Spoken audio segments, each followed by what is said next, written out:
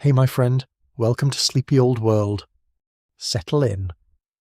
Because tonight we step inside an English palace in the final years of the 1520s into the private world of a lady-in-waiting at the Tudor court. A gentlewoman could walk into private rooms that some of the most powerful men in England were never once permitted to enter. She could know the Queen was unwell, or simply troubled, days before word of it ever reached the wider court. And if the King's attention ever settled too warmly on one of the Queen's own women, that woman could find herself caught, quietly and dangerously, between royal favour and loyalty to her mistress. If a story like this one has ever helped carry you towards sleep, a like and a subscribe helps this small channel find its way to someone else who might need it tonight too. It costs you nothing, and it means more to me than you would probably guess. I would honestly love to know where you're settling in from tonight. Maybe it is a quiet house somewhere in Ohio, or a late hour in Dublin with the streets already emptied out. Leave it in the comments. I always read every single one. All right, love. Let your hands go still. Let your shoulders drop. Let us begin. The Queen has not come to bed yet. That is the first thing you would notice if you were standing where our young woman is standing tonight, in a chamber inside the palace at Greenwich, sometime past 9 in the evening, in the late autumn of a year in the late 1520s. The room is not empty. It is full of small, careful motion. A fire has been built up in the hearth, not roaring, just steady. The kind of fire that is meant to last through several hours of a woman sleeping nearby. Someone has already folded back the outer coverlet on a bed so large it seems almost absurd for one person. Though of course, it was never really meant to hold just one person's warmth. It was meant to hold the weight of what that person represented.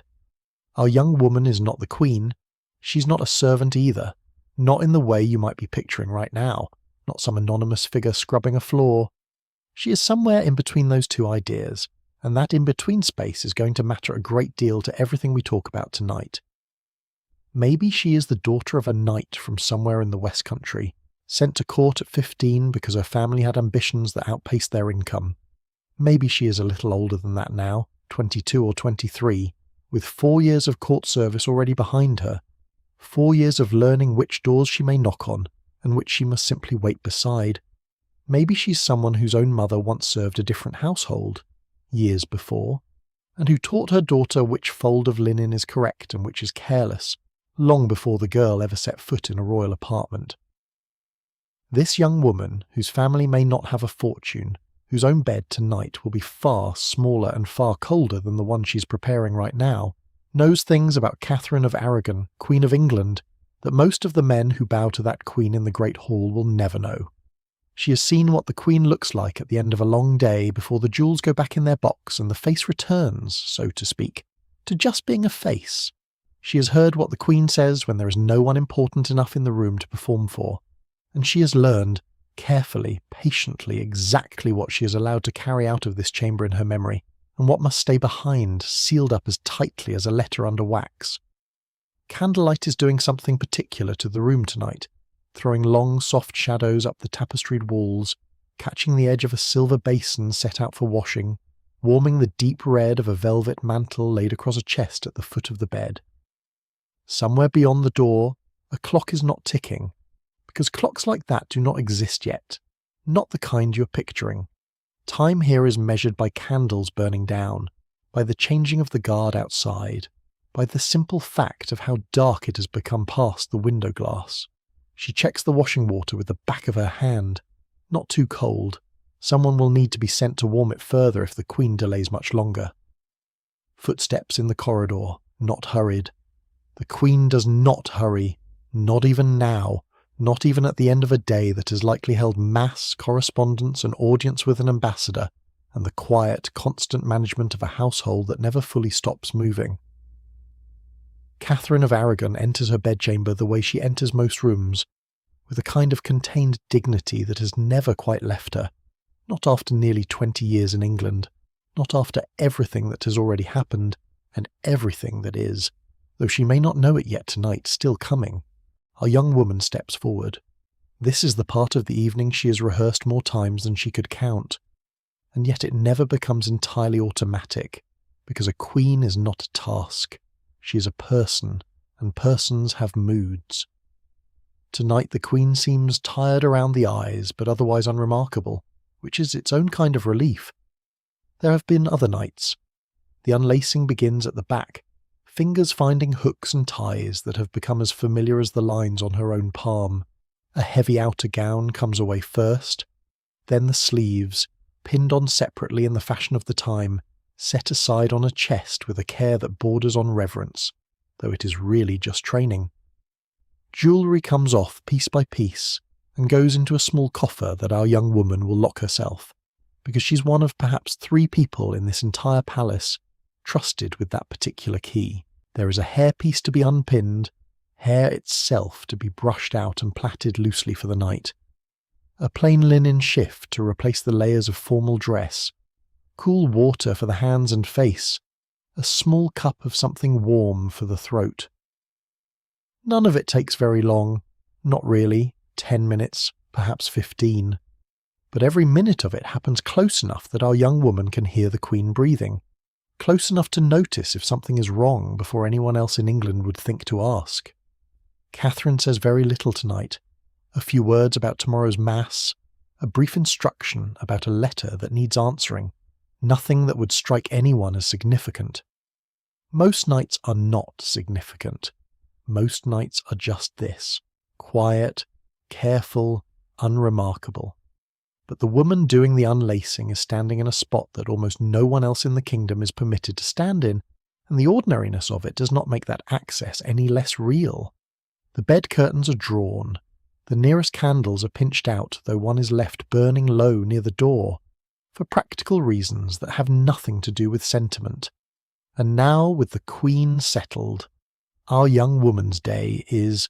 in one sense, finally allowed to end. In another sense, it is not over at all. She gathers the discarded gown over one arm, nods to the other woman on duty tonight, a slightly older gentlewoman named, let us say, Mistress Anne Parr.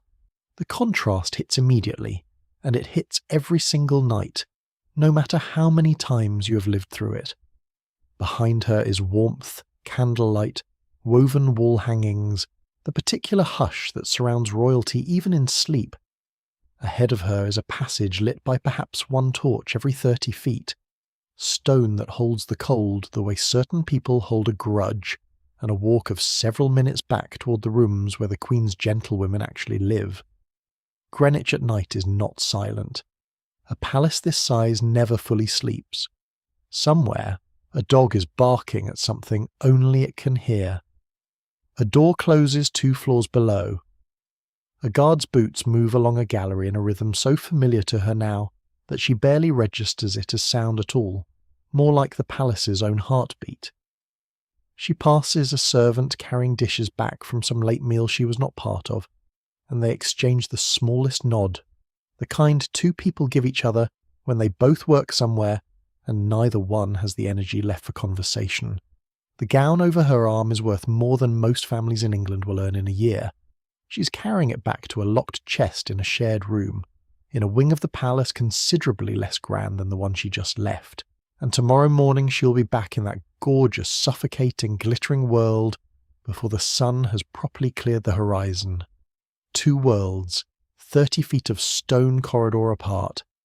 and she walks between them so often that the walking itself has almost stopped feeling strange. So how does a woman end up here at all? How does anyone go from being a knight's daughter in Somerset, or a merchant's granddaughter with a useful connection at court, to standing behind a queen while she undresses? The answer is not romantic, and it is not really about the young woman herself. Not at first. It is about her family. A place in the Queen's household was one of the most valuable things a family of middling gentry could obtain for a daughter, and families understood this with a clarity that can feel almost startling today. It cost money to place a daughter at court, sometimes a great deal of it, in gifts, in clothing suitable for royal proximity, in the kind of patient courting of already established courtiers who might put in a word. And yet families paid it, borrowed for it, planned for it years in advance, because the return on that investment could reshape an entire family's fortunes for a generation. Consider what court access actually meant. A young woman who served the Queen was seen, daily, by exactly the sort of men whose good opinion could make or ruin a family. She might catch the eye of a courtier with land and no wife. She might become close enough to another lady-in-waiting that their two families found reason to align through marriage, business, or simple mutual advantage. She might, simply by proving herself discreet and capable, earn the kind of royal favour that translated into a grant, a position for a brother, a debt quietly forgiven. None of this was guaranteed. It would be easy to make this sound like a fairy tale, a girl sent off to court and returning home a countess. Most did not. Most served for a handful of years, made a respectable marriage somewhat better than they might otherwise have managed, and left court life behind entirely by their late 20s. But the possibility, the mere possibility, was enough to justify the gamble for families who had daughters and ambition, and not quite enough land to guarantee either one a future on its own. So a letter would be written, usually to someone already established at court, a relative, a family friend, occasionally a patron who owed the family some old favour. The letter would describe the young woman's virtues in the careful, slightly exaggerated language such letters always used: well-mannered, devout, skilled with a needle, modest in temperament, and if the letter found the right hands at the right moment, and if there happened to be a vacancy, the answer might come back, months later, that a place could be found. That is how our young woman arrived, 4 or 5 years before the night we just watched her live through. Not through some grand personal ambition of her own, not at 15, but through a decision made largely by people older than her on her behalf, because a daughter at court was a kind of family asset, patiently cultivated, quietly invested in, and, if things went well, eventually returned with interest. Not every woman in the Queen's household did the same job, and not every woman had the same access. There was a hierarchy here every bit as rigid, in its own quiet way, as the hierarchy of the court itself. At the top sat the Queen's ladies of the Privy Chamber, women of the highest birth, often related to the great noble families of England, who alone had the right to enter the Queen's most intimate rooms without special summons. Below them came the gentlewomen, our young woman's own rank, respectable but not grand, trusted with real duties and real access, but not quite equals to the women above them at a state banquet, or in the order of precedence that governed nearly everything at court, down to who walked through a doorway first. Below the gentlewomen were the chamberers, women who handled the more physically demanding work of keeping the chambers clean and functional, laying fires, changing linen, work that mattered enormously but carried less prestige. And below all of them, technically part of the household but rarely mentioned in the same breath, were laundresses, kitchen staff, and the small army of servants who kept a royal household running without ever once standing close enough to the Queen to be recognised by sight. Our young woman sits in that middle tier, the gentlewomen, and the position is a strange one to hold. She outranks a great many people in this palace. She is outranked by a great many others. She can enter rooms a chamberer cannot dream of entering, and she waits outside doors that the Queen's highest ladies walk through without knocking. It is a life spent constantly aware of exactly where the invisible lines are drawn, because crossing one, even by accident, could cost her the entire position her family sacrificed so much to secure. Rank at court was not really about wealth, in the way we might assume today. It was about blood, about who your father and grandfather had been, layered over by a second, almost equally important system, which was about trust, proven trust, earned slowly over months and years of never once saying the wrong thing to the wrong person. Which brings us to the thing that made this middle rank so valuable and so dangerous, in ways that had nothing to do with money at all: trust. Think for a moment about what a gentlewoman in this position might come to know, simply through proximity, simply through being present for the ordinary business of a royal life. She might know before almost anyone outside the immediate household that the Queen was unwell, days before a physician was formally summoned, because she was the one who noticed the change in appetite, the shortness in her breathing, the way she sat down more heavily than usual after Mass. She might know which letters arrived and from whom, simply by being the one who carried them from the messenger to the Queen's own hand. She might know, long before it became common gossip, that a particular visitor was no longer welcome, because she was the one instructed, quietly, to make some excuse the next time he called.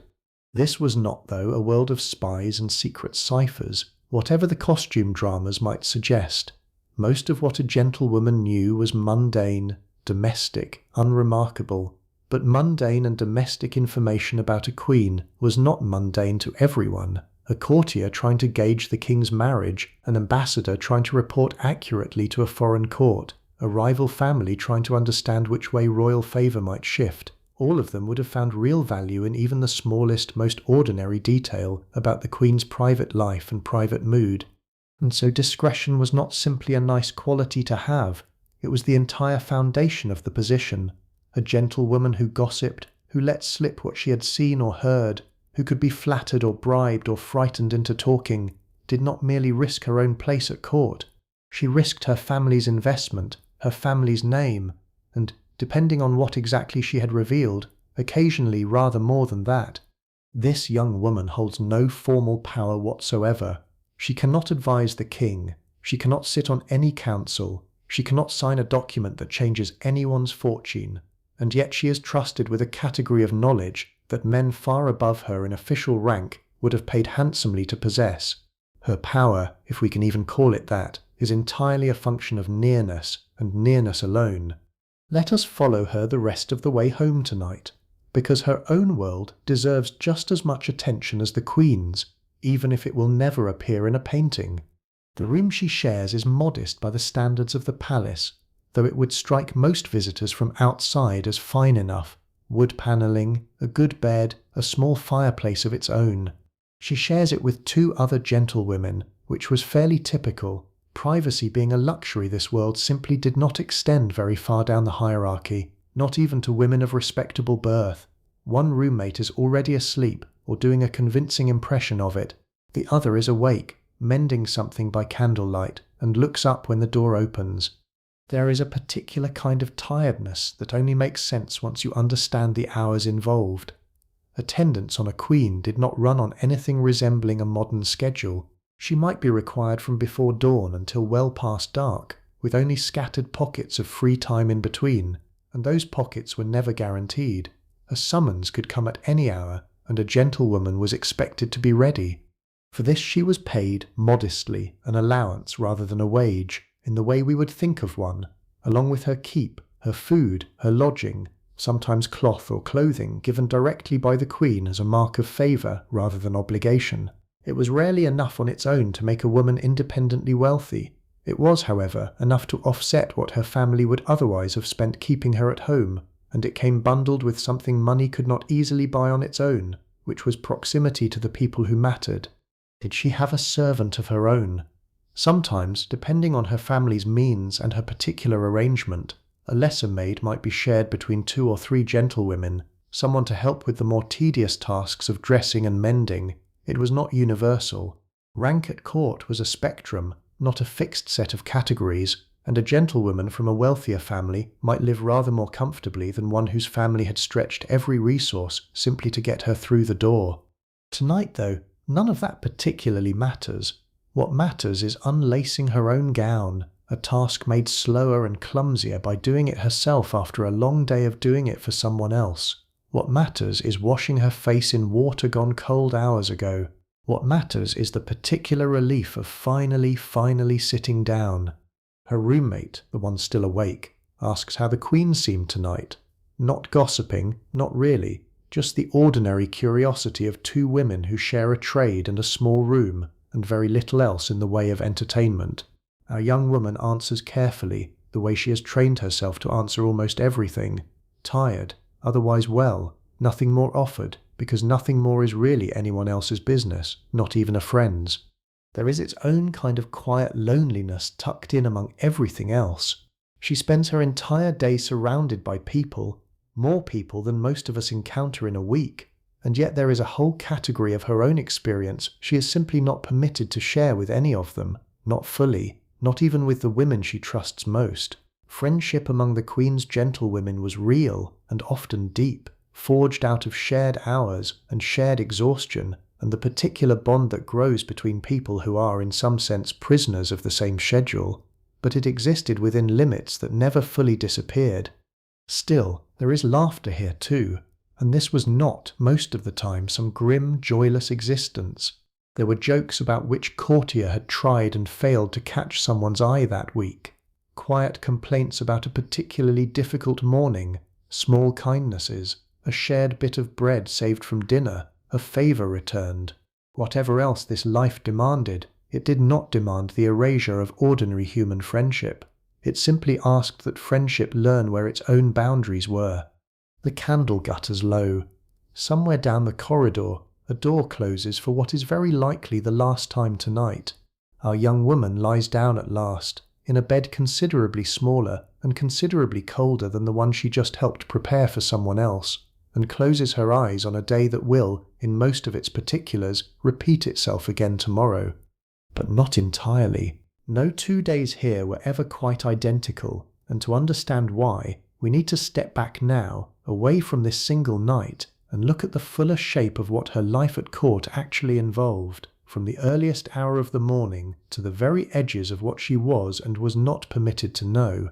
Morning comes early in a royal household, earlier than you might expect, and it comes without much ceremony. No one rings a bell for the gentlewomen. There is simply an understanding, absorbed so thoroughly over the years that it no longer needs to be spoken aloud, that the Queen's day begins at a certain hour, and that her attendants must be dressed, composed, and ready well before she opens her own eyes.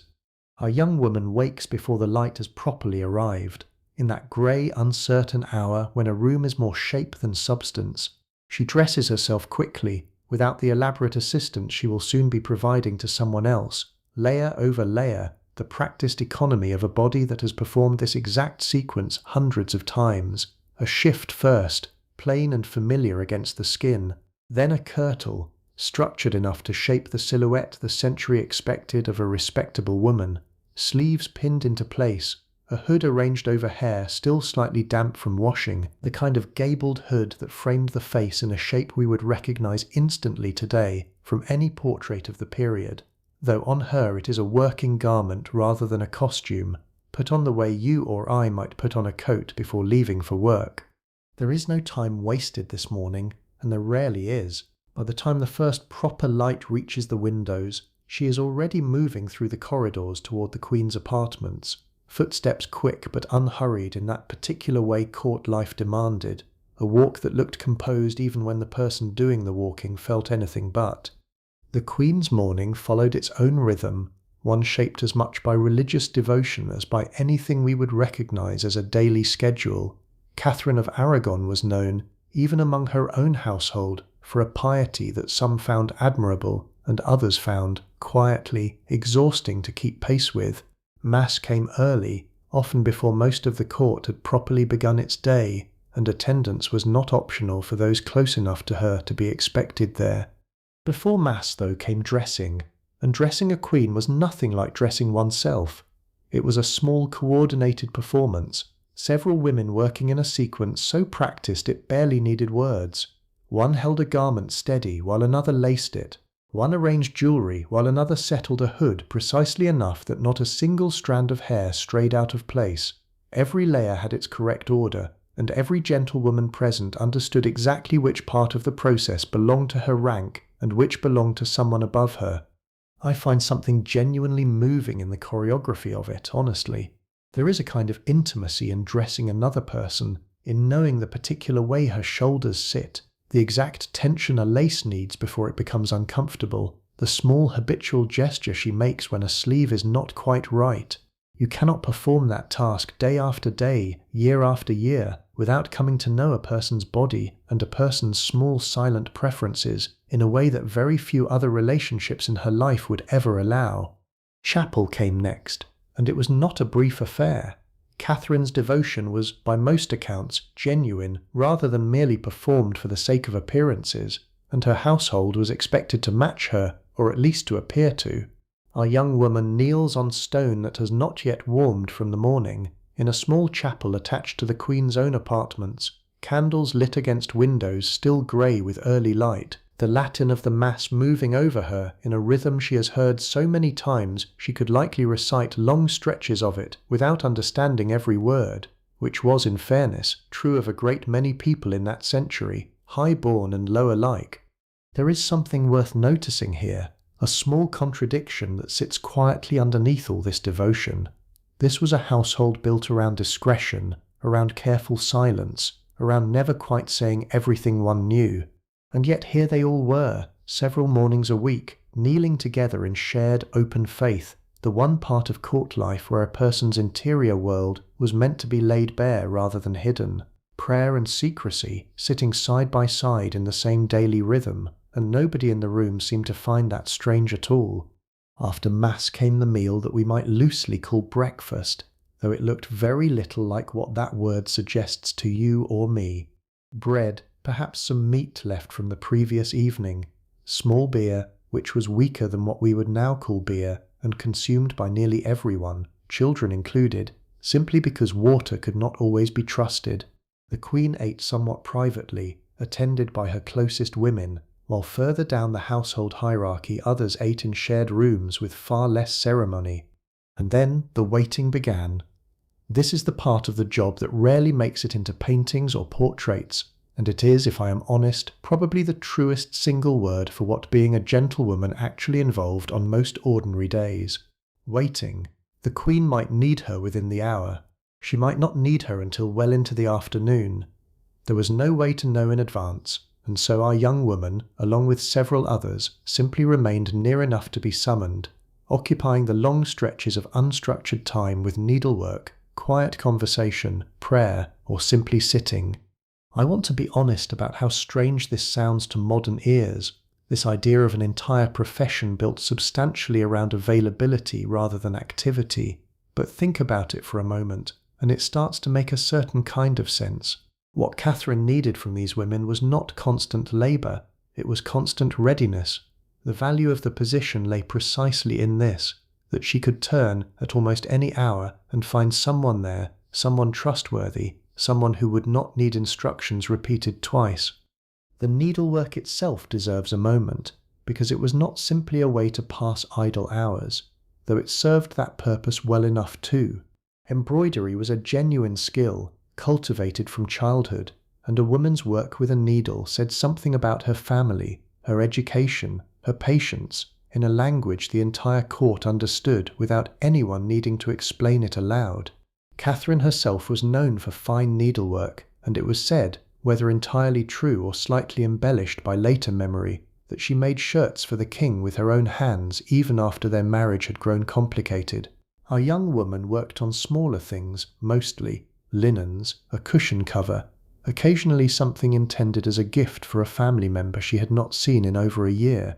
Music drifted through these long waiting hours as well, sometimes from her own household, a lute plucked quietly by a woman with more skill than most, sometimes carried faintly from elsewhere in the palace, other households, other rooms, other lives running parallel to her own within the same walls. Conversation moved in low voices, careful in a way that had become so habitual it barely registered as effort anymore. Who had been seen where, whose letter had arrived from home, whether a particular courtier's attentions toward a particular gentlewoman meant anything at all, or nothing whatsoever.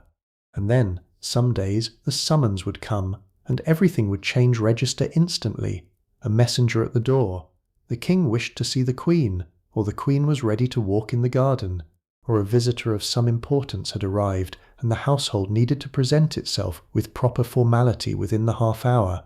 I want to spend a little time on what happened when the king entered the Queen's apartments, because it is a moment people are often curious about and rarely understand correctly. It was not, in the ordinary run of things, some dramatic private affair conducted in isolation. The king's arrival in the queen's rooms was, more often than not, a semi-public event, attended by whichever of her women happened to be present, who would typically withdraw to the edges of the room, near enough to remain available, far enough to grant something resembling privacy for whatever conversation followed. Our young woman has stood at those edges more times than she could easily count. She has watched Henry, tall, still handsome in these years, though the softness that would later define him had already begun creeping in, greet his wife with a courtesy that, in the late 1920s, still generally looked like affection, or at least like something close enough to affection that nobody in the room felt any particular alarm. She has heard fragments of conversation not meant for her, about a hunting trip, about a foreign ambassador, about nothing of any lasting consequence at all, and she has learnt, as every woman in that room learnt, to appear to hear nothing, while, in practice, hearing everything. There was one young woman in particular, in these very years, whose presence in Catherine's household our young woman would have known well, at least in passing, though at the time there was nothing especially remarkable about her. Anne Boleyn had served among the Queen's gentlewomen herself, years earlier, before the king's attention began settling on her with an intensity that would eventually reshape the entire kingdom. I raise her only briefly, because this story is not really about her, but simply that she is worth mentioning at all tells you something important about the world we are exploring tonight. A gentlewoman's future was never entirely fixed. A woman could serve quietly for years, marry respectably, and fade into the ordinary record of history the way most people do. Or, far more rarely, she could catch the wrong eye, or the right one depending on how you looked at it, and find herself pulled into events large enough to be remembered 500 years later. Nobody serving in that household in the late 1520s could have known which path any particular woman was walking toward. That uncertainty was simply part of the air everyone breathed. Our young woman was not Anne Boleyn, and her own path led somewhere far quieter, which is, frankly, where the vast majority of these women's paths led. But I mention this only to underline something true about the whole system. Proximity to power was unpredictable in its consequences. Most of the time it simply meant a decent marriage and a comfortable, unremarkable life afterward. Occasionally, rarely, it meant something else entirely. Travel broke up the routine of palace life more than people often assume, and it deserves attention here, because it changed the shape of a gentlewoman's duties considerably. The court did not remain fixed in one location. It moved between royal residences throughout the year, partly for practical reasons, since a palace occupied by hundreds of people for too long grew foul and needed time to be cleaned, and partly because different seasons and different occasions called for different settings. Greenwich in the autumn, Windsor in the summer, Hampton Court when Wolsey's magnificent new palace, not yet fully in royal hands but already a marvel of the age, was the place to be seen. Packing for a royal household on the move was its own considerable undertaking, and gentlewomen were deeply involved in it, overseeing which chests carried which garments, which jewellery travelled under lock and which stayed behind, ensuring that whatever the Queen required on arrival would be ready and correctly arranged, sometimes within hours of a journey that had taken most of a day. Barges along the Thames were common for shorter distances. The whole procession of boats a genuinely beautiful sight. Banners, liveried oarsmen, the particular hush of moving water beneath a palace's worth of nobility. Longer journeys meant horses, carts, and days on roads that were, by any modern standard, rough beyond description. Illness changed the texture of a gentlewoman's duties in ways that were both practical and, at times, quietly frightening. When the Queen fell unwell, and she did, periodically, as anyone in any century might, the women closest to her took on responsibilities that went well beyond dressing and waiting. They monitored appetite, reported symptoms to physicians, sat through long hours of a sick room's particular stillness, and, perhaps most importantly, controlled who was permitted to see the Queen at her most vulnerable and who was gently, firmly kept at a distance.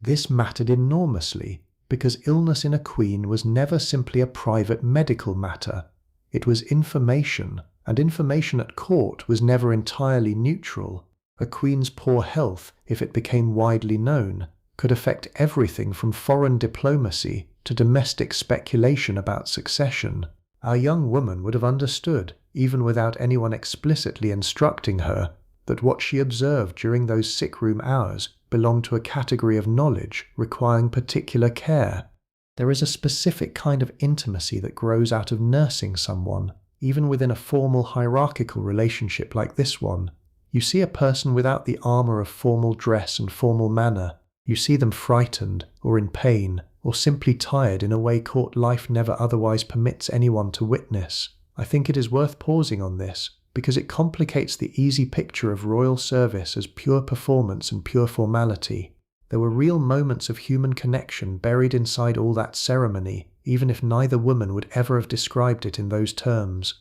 Now, let us turn to something that occupied a great deal more of a young gentlewoman's private thoughts than any of this, if we are honest, and that is courtship, and the marriage that would eventually, for nearly every one of these women, bring her time at court to its natural close.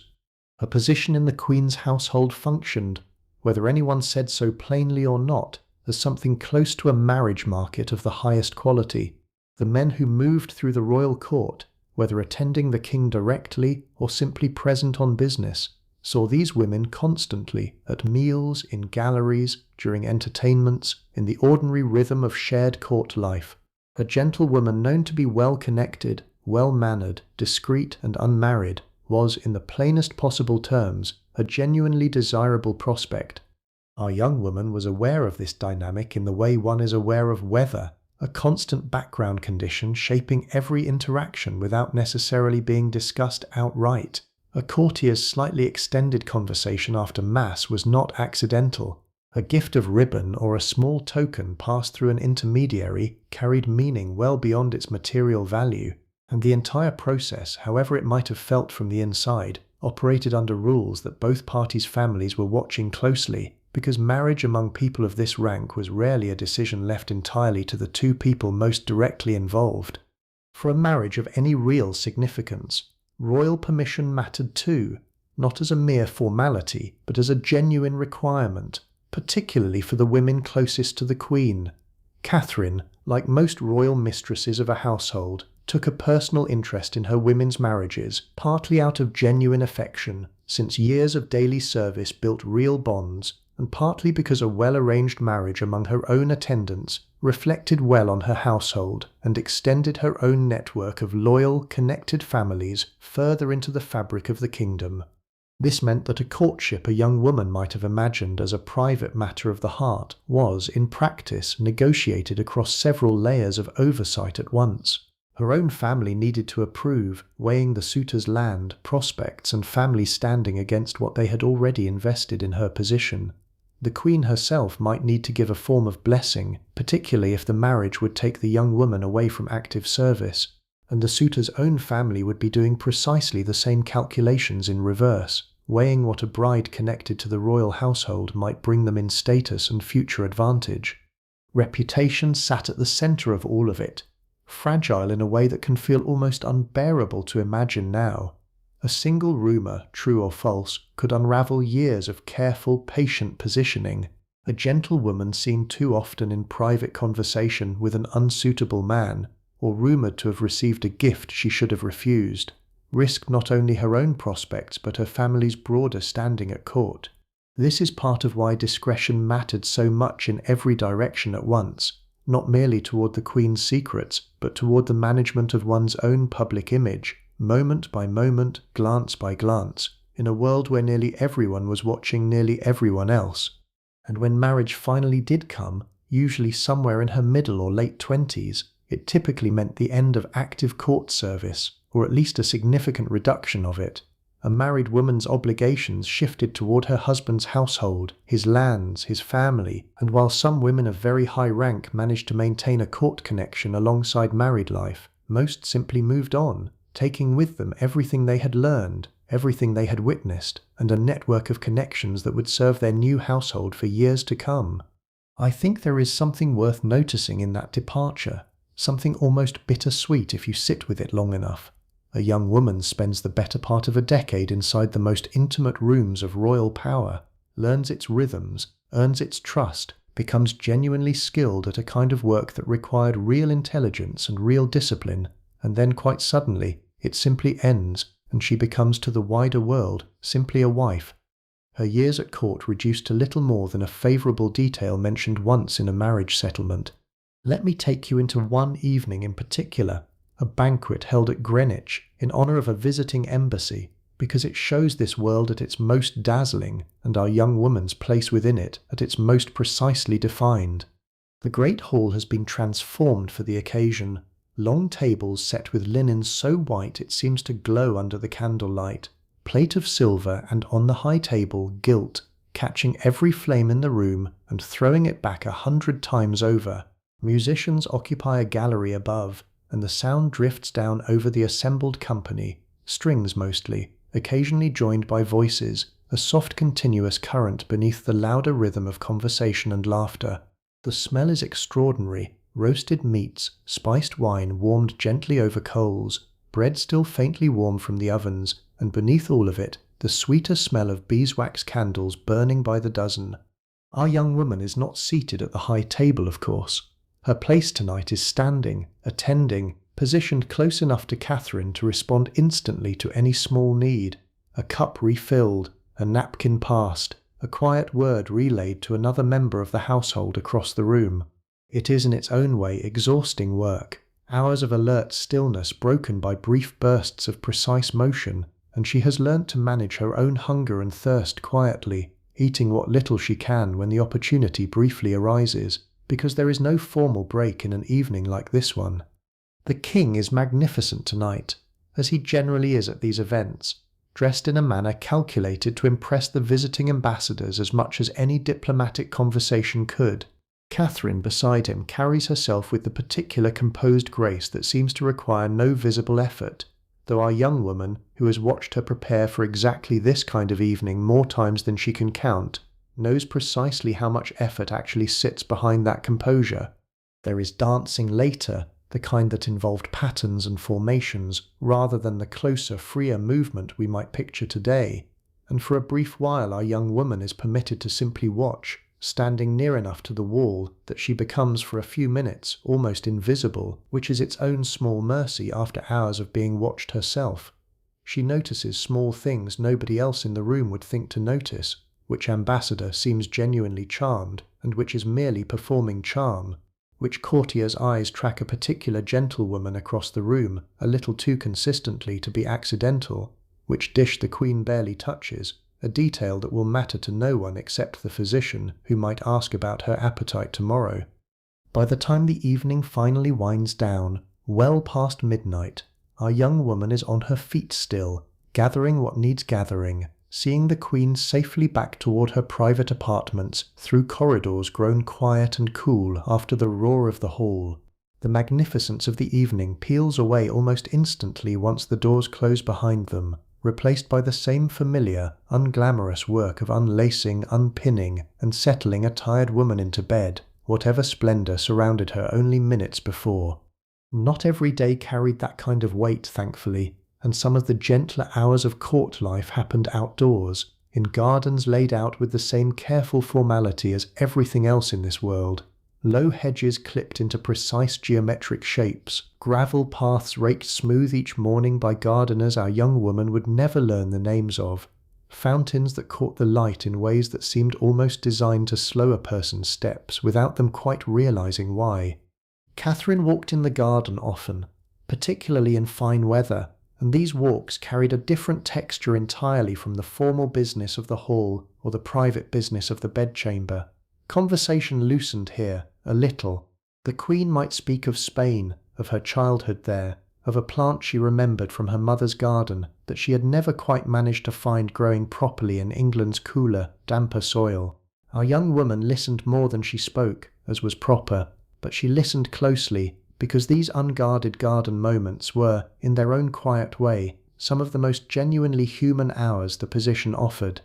The seasons mattered enormously to this rhythm. Summer brought longer days and more time outdoors, the gardens full and green, roses in their proper season, the whole palace grounds smelling of cut grass and warm stone. Autumn brought a particular golden quality to the late afternoon light that our young woman had come to associate, almost involuntarily, with the feeling of a year beginning to wind down, work still steady but the days themselves growing shorter and colder around it. Winter changed everything indoors, fires built higher, more hours spent in close warm rooms, the gardens reduced to bare structure glimpsed through frosted glass. I find myself genuinely drawn to this detail, the way an entire household's daily rhythm bent itself around weather and daylight in a manner almost nobody living today experiences quite so directly. There was no simply flipping a switch to extend the useful hours of a day. Candlelight was expensive and imperfect. When the light was good, work and pleasure both moved outdoors to use it.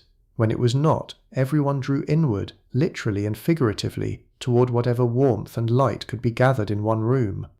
Letters deserve their own attention here, because handling correspondence was one of the quieter but genuinely significant responsibilities that fell to trusted gentlewomen, and it tells us something important about how information actually moved through a Tudor royal household.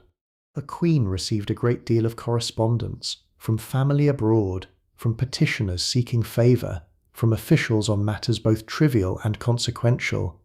Not every letter reached her directly and immediately. Some were screened, in a sense, by the women closest to her, not through any formal system of censorship, but through the ordinary practical necessity of managing a busy woman's time and attention. A gentlewoman might receive a letter from a messenger, note who it came from, and use her own judgment about whether it needed to interrupt whatever the Queen was currently doing, or could wait for a quieter hour. This gave these women a peculiar kind of informal influence that is easy to overlook. A letter delayed by even a day, a messenger asked to wait rather than being admitted immediately, a petition mentioned in passing rather than formally presented. These small acts of discretion could shape, in modest but real ways, whose voice reached the Queen's ear promptly and whose did not. I do not want to overstate this. Our young woman was not making policy, but she was, in the smallest possible sense, a gatekeeper, and gatekeepers, however minor, accumulate a kind of quiet leverage simply by standing where they stand. Word of this naturally travelled beyond the household itself. Families with business at court, with petitions pending, with sons seeking positions or daughters seeking places of their own, understood perfectly well that a friendly gentlewoman in the Queen's household could be worth cultivating. A gift, modest and appropriate, might arrive for our young woman from a family she barely knew, accompanied by a polite request that she simply mention their son's good character should the opportunity arise. Nothing improper in this, nothing that would have raised an eyebrow at the time. It was simply how patronage worked, a vast quiet web of favours and small kindnesses extended in the hope of eventual return, running through every level of court society including, modestly, hers. She learned early which requests were reasonable to pass along, and which were not, which families' gifts could be accepted without complication, and which carried an unspoken expectation too large to honour safely. It was a skill nobody explicitly taught her, learnt instead through observation, through the occasional gentle correction from an older gentlewoman, through the simple accumulation of years spent standing exactly where information and influence happened to intersect. There is a particular small wooden coffer I want to tell you about, because it belonged, in a manner of speaking, to no one and everyone at once, and it says more about this world than almost any single object I could choose. It sat on a chest near the head of the Queen's bed, bound in iron at the corners, its lock a small, unremarkable piece of craftsmanship that nonetheless represented something rather large. Inside it lived Catherine's most personal jewellery, pieces too valuable and too meaningful to leave in the general care of the wardrobe, rings that carried family history, a small portrait miniature, one or two items that had travelled with her from Spain decades earlier and had, by now, become something closer to memory than ornament. Only a handful of women held the right to open that coffer. Our young woman was one of them, and I want you to sit with what that actually meant for a moment. A locksmith made the key, a carpenter made the box, but the trust that let a knight's daughter from Somerset hold that key in her own hand, unsupervised, night after night, was not manufactured by any craftsman. It was built slowly, through years of never once giving anyone reason to doubt her. She never opened it out of curiosity, not once, though I imagine the temptation must have existed somewhere, in some quiet, unguarded moment. The contents were not really the point. The point was what holding that key represented, both to her and to everyone who knew she held it. It marked her, publicly and privately, as someone whose discretion had been tested and had held. Clothing itself, beyond the ceremonial gowns we have already spent time with, tells its own quieter story about status and daily practicality. Our young woman owned considerably fewer garments than we might assume, perhaps 2 or 3 good gowns suitable for formal court appearance, several plainer working dresses for ordinary duties, various shifts, sleeves and hoods that could be mixed and matched to create the appearance of greater variety than she actually possessed. Fabric was expensive. Even a gentlewoman of respectable birth thought carefully about wear and repair, about which gown could be let out or taken in as fashion shifted, about which sleeve could be salvaged and reattached to a newer bodice rather than discarded entirely. Fashion moved more slowly in this world than it does now, but it moved, and a gentlewoman attentive to her position paid attention to it, not out of vanity exactly, though vanity surely played some part, but because appearing appropriately dressed was itself a form of respect toward the household she represented. Nobody wanted to be the woman whose hood looked a season out of date beside a visiting ambassador's fashionably attired retinue. Let me tell you about Christmas at court, because it stands apart from the ordinary run of days, in a way worth lingering on.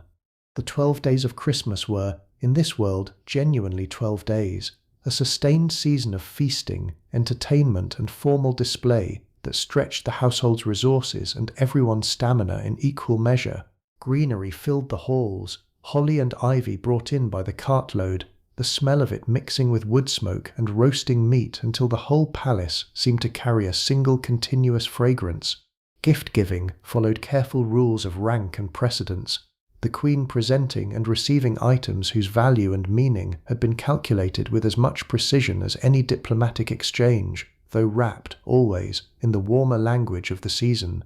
Our young woman's own role expanded considerably during these weeks. There were more banquets to attend, more visitors to accommodate, more formal occasions requiring the Queen's full retinue present and properly dressed. Sleep grew scarcer. The ordinary rhythm of waiting and quiet needlework gave way almost entirely to sustained visible duty, hour after hour, day after day, until the 12th night finally arrived, and the season at last began winding back down toward ordinary life. And yet, amid all that exhaustion, there was real joy too, genuine and unforced. Mummers performed in the hall, their disguises and small comic dramas, drawing real laughter even from a queen not always known for lightness. Music filled every corner of the palace that had a corner to fill it. Our young woman, standing at her post through hours of celebration she was not quite permitted to fully join, nonetheless found herself smiling more than once at some particularly well-timed joke,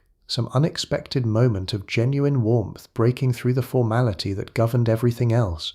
Not every day carried such warmth, and I think it would be dishonest to pretend otherwise.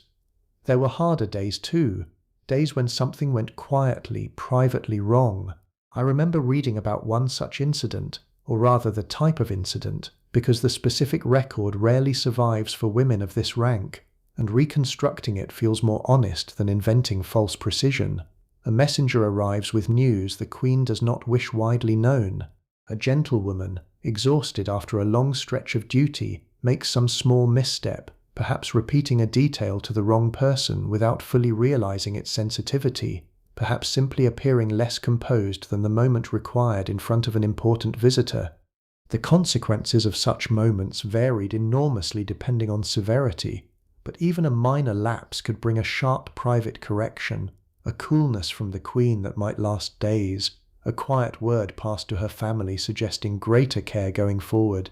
The stakes of this work were real, even when the work itself looked, from the outside, like nothing more than standing quietly in a beautiful room. Private religious practice occupied more of the Queen's day than Mass alone, and our young woman came to know this dimension of Catherine's life more intimately than most. There were hours set aside for private prayer, sometimes quite lengthy ones, spent in a small oratory rather than the more public chapel, a space furnished simply, a prayer book bound in worn leather, its pages softened by years of handling, a small crucifix, little else. Catherine's faith had deepened rather than loosened over her years in England, and those close to her sometimes wondered, quietly, whether it had become less a comfort and more a kind of anchor she gripped increasingly tightly as other certainties in her life grew less stable. Our young woman did not always attend these private hours. Sometimes she waited just outside, near enough to be summoned, far enough to grant the Queen the genuine solitude the moment seemed to require. She learned to read, from small physical cues alone, whether Catherine emerged from prayer calmer or more troubled than she had entered, though she never once asked what had passed through the Queen's mind in those private hours, because some doors, even when left slightly open, were understood never to be walked through. I want to touch, carefully, on the atmosphere that had begun settling over this household by the later years of the decade, because it matters to the honesty of this story, even though it is not really our story to tell in full. Something was shifting, gradually at first, in ways that would only later be understood as the beginning of something enormous. The king's attentions, the pattern of certain visits, certain absences, certain conversations conducted in lowered voices that stopped abruptly when a gentlewoman entered a room, all of it created a kind of low, persistent unease that settled over the household without ever being named outright. Not yet, not in these particular years.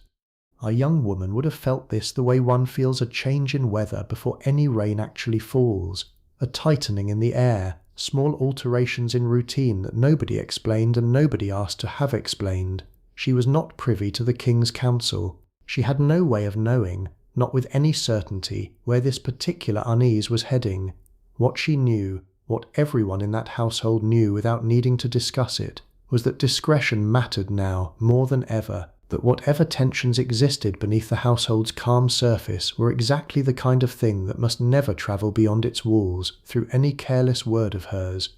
This is, I think, one of the more remarkable aspects of her position, when you really sit with it. She lived inside history in the making, close enough to its earliest tremors to feel them physically, and yet she had no way of knowing, any more than anyone else living through it, exactly what shape the future would eventually take. Washing itself was a more elaborate undertaking than the word suggests to modern ears, and it fell, unsurprisingly, largely to the gentlewomen closest to the Queen. Water had to be heated, carried, poured, always with attention to temperature and timing, since a queen kept waiting for water gone lukewarm was not a small failing in this world, however trivial it might sound. Basins of silver or fine pewter, cloths of the softest linen the household could afford, small dishes of scented substances meant to freshen skin and hair between the more thorough washing that happened less frequently than modern habits might assume. Hair care took real time and real skill. Catherine's hair, still holding some of the reddish gold colour that had been remarked upon since her youth in Spain, though softened now with the passing years, required careful brushing, careful arrangement beneath whichever hood the day's occasion demanded. Our young woman had learnt, through long practice, exactly how much tension a brush could bear before becoming uncomfortable, exactly which pins held most securely without pulling, small physical knowledge that no book could have taught her, earned only through the accumulated repetition of hundreds of ordinary mornings. There is something almost tender in this kind of care, performed daily, wordlessly, between two women separated by an almost unbridgeable gulf of rank, and yet joined, every single morning, in this small physical intimacy. I do not think either of them would have described it using a word like tenderness. It was simply duty, simply routine, but duty performed with real skill, over real years, accumulates its own kind of weight, whatever name you choose to give it. Let me walk you through a different kind of day now, a day spent travelling, because it reveals a texture of court life quite unlike the settled rhythms of Greenwich or Windsor. The household is relocating, this time toward Hampton Court, and preparation had begun the previous evening, chests packed, garments folded with tissue paper between the finer layers to prevent creasing, jewellery secured, every item accounted for by someone whose specific responsibility it was to account for it. The journey itself, by barge along a stretch of the Thames, carries its own particular rhythm, the steady dip of oars, the slow unfurling of riverside scenery, willows trailing in the current, small villages glimpsed briefly before the current carries the whole procession onward. Our young woman sits near enough to the Queen to attend to any need that might arise, though the mood on these journeys tended towards something gentler and less formal than the usual business of court, conversation looser, laughter a little more frequent, the ordinary rules of the palace momentarily relaxed by the shared, mildly adventurous experience of simply being somewhere other than the usual rooms. Arrival brought its own flurry of activity, chests unloaded, apartments inspected and readied, a queen's comfort re-established within hours in a building that, days earlier, had stood entirely empty of royal presence. It was, in its way, a small miracle of logistics performed routinely enough that nobody involved thought to call it remarkable, though it plainly was. I want to introduce someone now, a particular friend, because friendship deserves more than the passing mention we gave it earlier. Let us call her Margaret, though of course her real name is lost to us, the way most of these women's names are lost, absorbed into the general record only when they married someone important enough to be remembered, or witnessed something history later decided mattered. Margaret and our young woman had served together nearly the entire span of their court years, arriving within a season of each other, both daughters of families whose ambitions had outpaced their fortunes, both making the same slow climb toward trust and responsibility within the household. They shared a room for 2 years before rank and circumstance separated their sleeping arrangements, and something about those early shared years had bonded them in a way that later formality never quite erased. It was Margaret who taught her, in her first uncertain months, the small unspoken rules that no one formally explained, which door required a knock and which did not, how long a pause was appropriate before entering a room where the Queen was known to be in a difficult mood, which of the older gentlewomen were kind to newcomers, and which expected deference bordering on fear. This kind of informal education mattered enormously, and it rarely appears in any historical record because nobody thought to write it down. It simply passed, woman to woman, the way most practical knowledge in this world passed, through observation and quiet correction rather than instruction. Their friendship had its own private language by now, small glances exchanged across a crowded hall that carried entire conversations neither woman needed to speak aloud. A particular expression that meant, silently, "Can you believe what just happened?" A different one that meant, simply, "I am tired, and I know you are too." These small silent exchanges were, in some ways, the truest form of companionship this world allowed two women in their position, since so much of their actual speech remained carefully managed, carefully weighed before it left their mouths. Margaret would, in fact, marry 2 years after the period we are exploring tonight, a match arranged through her family with a gentleman of moderate but respectable means, and leave court life behind almost entirely, the way most of these friendships eventually resolved. Our young woman would feel that loss more sharply than she expected, I think, the particular loneliness of watching someone who understood your entire daily existence step fully into a different life, one you could visit but never again fully share.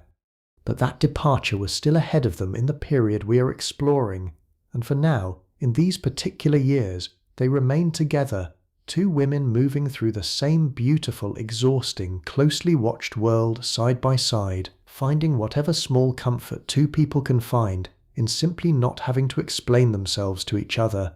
Let us return for a moment to the practical economics underneath all of this, because I think it deserves a fuller accounting than we gave it earlier, and the details are genuinely interesting once you start pulling at them. A family placing a daughter at court was making what we might now call a long-term investment, with an uncertain but potentially very high return. The initial costs were real and considerable. Suitable clothing alone might represent a significant portion of a modest family's annual income, and that was before accounting for the gifts, the travel, the ongoing small expenses of maintaining a daughter in a world where appearing poorly dressed or poorly resourced reflected badly on everyone connected to her. Against those costs sat the potential benefits, and they were varied enough to justify the gamble for a surprising range of families. There was the marriage prospect we have already discussed at length, but there was more besides. A daughter well placed at court could advocate, quietly and appropriately, for a brother seeking a position, for a father's petition regarding some minor legal or financial matter, for a family's broader reputation simply by being seen, consistently, as respectable and well regarded within the royal household, even without any dramatic outcome, even without a spectacular marriage or a moment of historical significance. A family's years of investment in a daughter's court position often paid for itself many times over in these smaller, steadier ways. I find something almost moving in this calculation, honestly, the way it reveals a family's genuine strategic thinking layered underneath what might otherwise look like simple parental ambition. These were not naive people sending a daughter off with vague hopes. They were making a considered bet, weighing costs against probable benefits, with a clear-eyed practicality that would not look out of place in any modern discussion of long-term investment. Entertainment filled whatever hours remained once duty, prayer, and waiting had claimed their share of the day, and it took forms both familiar and unfamiliar to us now. Cards were popular, played for small stakes among the gentlewomen during quiet afternoons, the particular tension of a close game providing welcome distraction from the more serious business of court life. Reading, too, occupied real time for those with the education and inclination for it, religious texts most commonly, though romances and tales of chivalry circulated as well, passed hand to hand among women who understood exactly which books were suitable to be seen reading openly, and which were better enjoyed more discreetly. Games of skill and chance both had their place, dice occasionally, though frowned upon by the more devout members of the household, and simple games involving rhyme or riddle that required nothing more than wit and good company to enjoy. Our young woman was, by most accounts we might reconstruct, reasonably skilled at cards, and genuinely fond of a good riddle, small personal details that humanize her considerably once you allow yourself to imagine them. There is a category of knowledge worth addressing carefully here, because it touches on some of the most sensitive information a gentlewoman might come to hold, and that is the whole domain of a queen's reproductive health.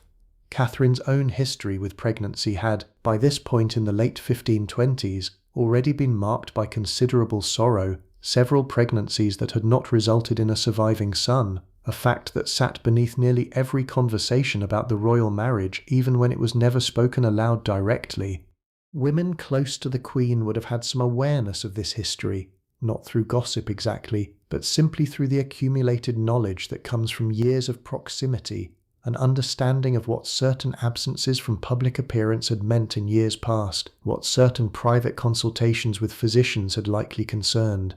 This was, without question, among the most sensitive information a gentlewoman might hold, and it was treated with a correspondingly severe expectation of silence. A queen's fertility, or the lack of a living son, touched matters of succession, matters of state, matters that reached far beyond any ordinary household concern into the realm of genuine political consequence. I want to be careful and honest here rather than speculative. We do not have detailed personal accounts from women in this exact position describing exactly what they knew or when they knew it, and I am not going to pretend otherwise by inventing specific conversations or specific revelations. What we can say with confidence is that the general category of knowledge existed, that women in this position were trusted with proximity to information of genuine political weight, and that the entire culture of discretion we have spent so much time describing tonight existed precisely because information of this kind, however ordinary it might have felt from the inside, carried consequences far beyond the household walls. Beneath the gentlewomen, in the household's broader structure, worked a considerably larger number of women whose lives looked quite different from our young woman's. Chamberers who handled the physical labour of the chambers, laundresses who managed the enormous, unglamorous task of keeping an entire royal household's linen clean, a task that involved boiling, scrubbing and drying garments and bed linens on a scale that modern laundry simply cannot compare to. These women rarely came within speaking distance of the Queen herself, their work essential but largely invisible to the more visible drama of court life. Our young woman knew many of them by name, exchanged pleasant words in passing corridors, understood in a general sense the different shape their days took compared to her own, but the gulf between their world and hers, though narrower in some respects than the gulf separating her from the Queen, remained real and rarely crossed in either direction. Status in this world sorted people into distinct channels that ran parallel to each other far more often than they intersected. Meals themselves followed a formality that can feel almost bewildering when you first encounter the details. The Queen dined according to rules of ceremony, nearly as elaborate as those governing her dress, courses arriving in a particular order, particular dishes offered first for her approval, before others at the table were served, a food taster's role, in more security-conscious moments, adding yet another layer of ritual before a single bite reached her lips. Our young woman ate separately, in most cases in a hall or chamber set aside for the gentlewomen, a meal considerably plainer than the Queen's own, but by no means poor. Bread, meat or fish depending on the day and the church calendar, vegetables in season, small beer, occasionally a modest sweet if the kitchens had produced enough to share beyond a high table. Fridays and the many other fasting days of the church calendar changed the character of these meals considerably, fish replacing meat, the household's rhythm bending to religious observance in ways so routine that nobody thought to remark on it. There is a particular pleasure in the shared meal, even a modest one, that I think deserves acknowledgement here. For all the formality and hierarchy governing nearly every other hour of her day, mealtime among the gentlewomen offered something closer to ordinary companionship, food eaten together, conversation flowing a little more freely than it did in the Queen's presence, the simple physical comfort of a full stomach after hours spent standing in careful attendance. Let me bring you back into the palace at night once more, because I think this world reveals itself most honestly in these quiet hours, and it has been a while since we simply sat in the stillness together. It is later now than our earlier visit, well past midnight, the household mostly asleep except for the small number still on duty, guards at their posts, a handful of servants tending fires that must not be allowed to go entirely cold. Our young woman is not on duty tonight, and the rare gift of an uninterrupted night has left her for once, simply lying awake in the dark, listening to the palace settle around her, the particular creaks and shifts old buildings make as temperatures drop, a distant dog, the almost imperceptible sound of wind finding whatever gaps a stone building this old inevitably develops. There is something almost meditative in listening to a great house breathe like this, something that feels, oddly, quite close to what you yourself might be doing right now, lying in the dark, listening to your own house settle around you.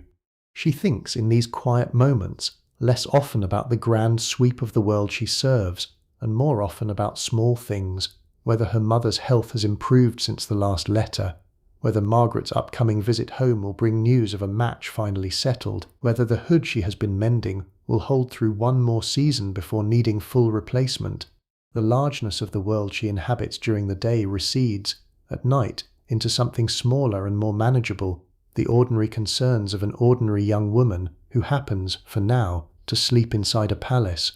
Some of the more senior gentlewomen took on responsibilities that edged toward household administration proper, and our young woman, by these years, had begun to be trusted with pieces of this work herself, keeping track of which linens needed replacing, noting when a particular gown required repair before its next formal appearance, recording, in a small book kept for exactly this purpose, which gifts had been received from which visitors, a practical necessity given how frequently gifts arrived and how important it was to respond to each one with an appropriately calibrated gesture in return.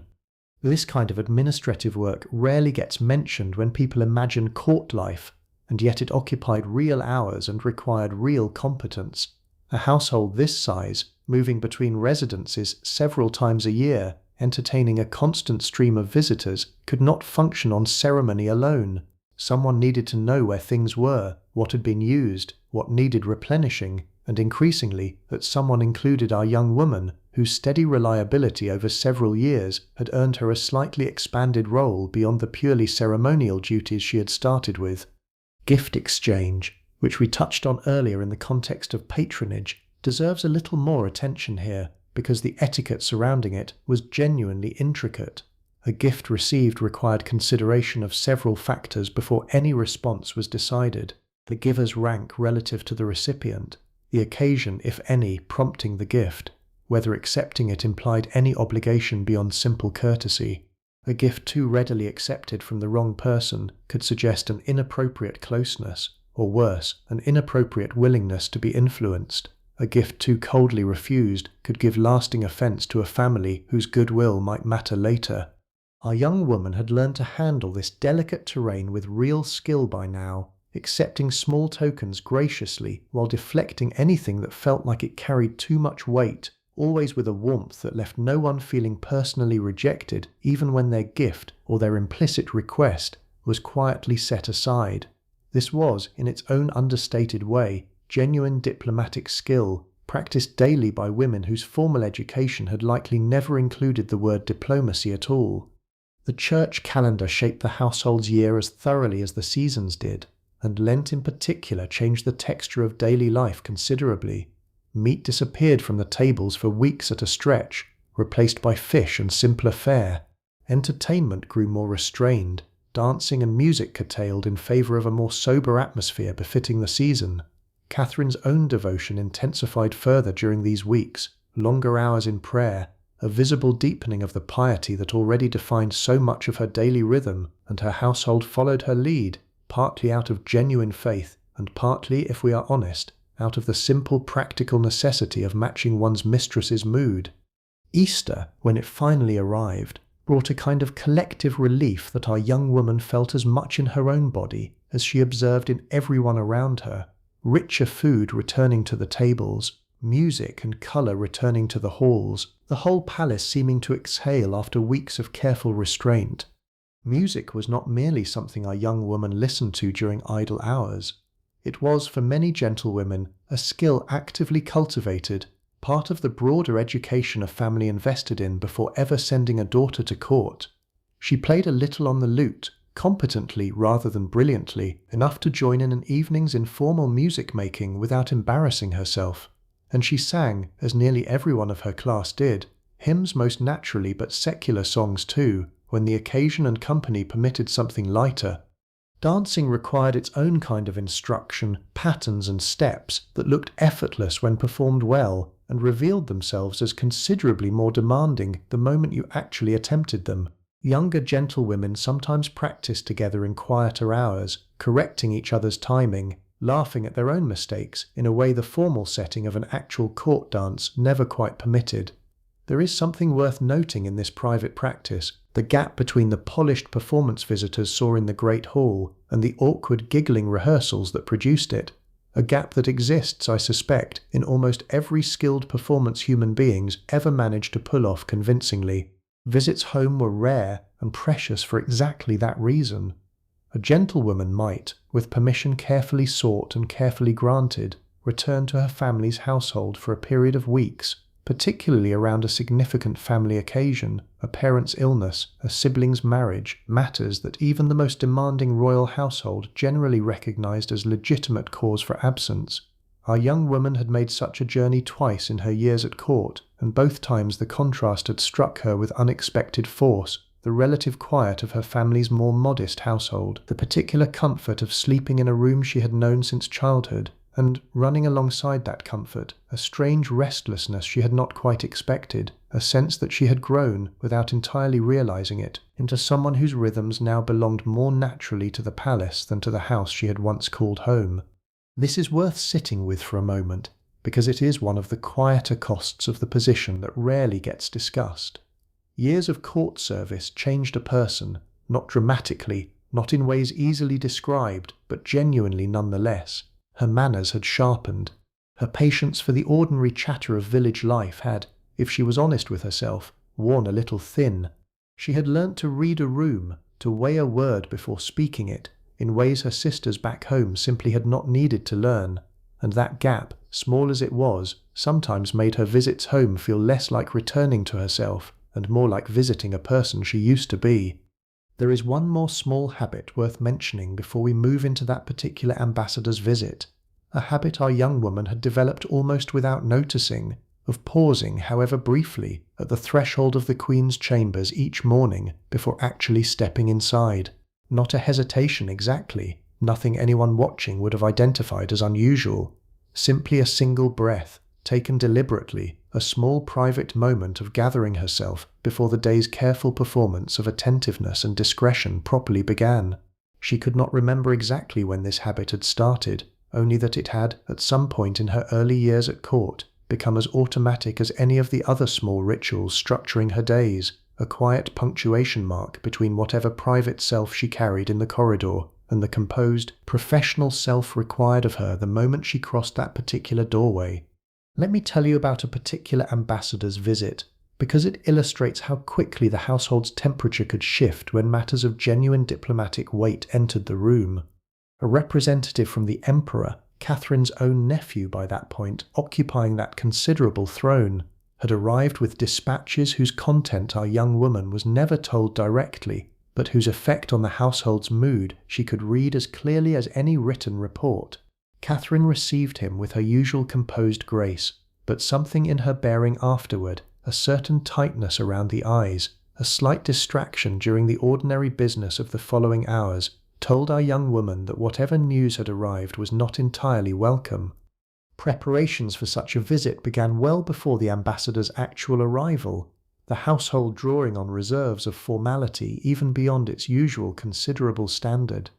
Every gentlewoman present needed to appear flawlessly composed, flawlessly dressed, because a foreign representative's report back to his own court would inevitably include impressions of the Queen's household, its evident wealth, its evident order, its evident dignity, all of which reflected in some diffuse but real way on England's standing abroad. Our young woman stood at her post through the formal audience, hearing fragments of conversation conducted partly in Latin, partly through translation, the specific content sliding past her without full comprehension, but the emotional temperature of the room perfectly legible regardless of language. She noticed the particular careful neutrality Catherine maintained throughout, a composure that, our young woman had learnt over the years, generally meant the opposite of what it displayed.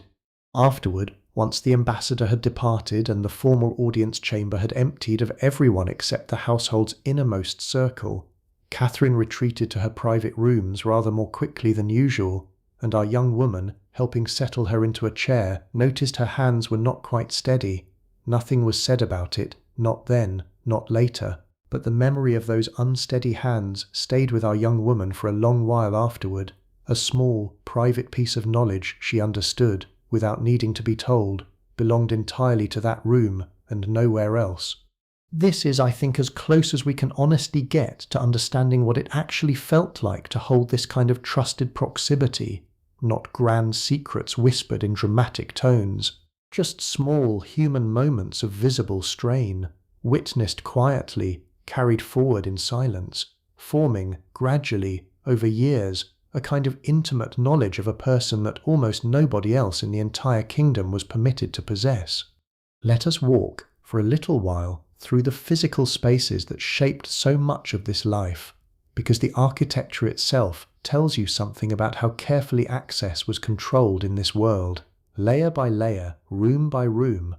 A visitor to the palace, even a fairly important one, might get no further than the great hall, vast and public, where formal business and formal entertainment both took place under the gaze of dozens or hundreds of witnesses. Beyond that lay the presence chamber, somewhat more restricted, where the Queen might receive visitors in a setting still formal but considerably smaller and more controlled than the hall. Beyond that again, reached only by those with genuine standing or genuine business, lay the privy chamber, and beyond that, reached by fewer people still, the bedchamber itself, the innermost room of all, where our young woman had stood on so many ordinary nights.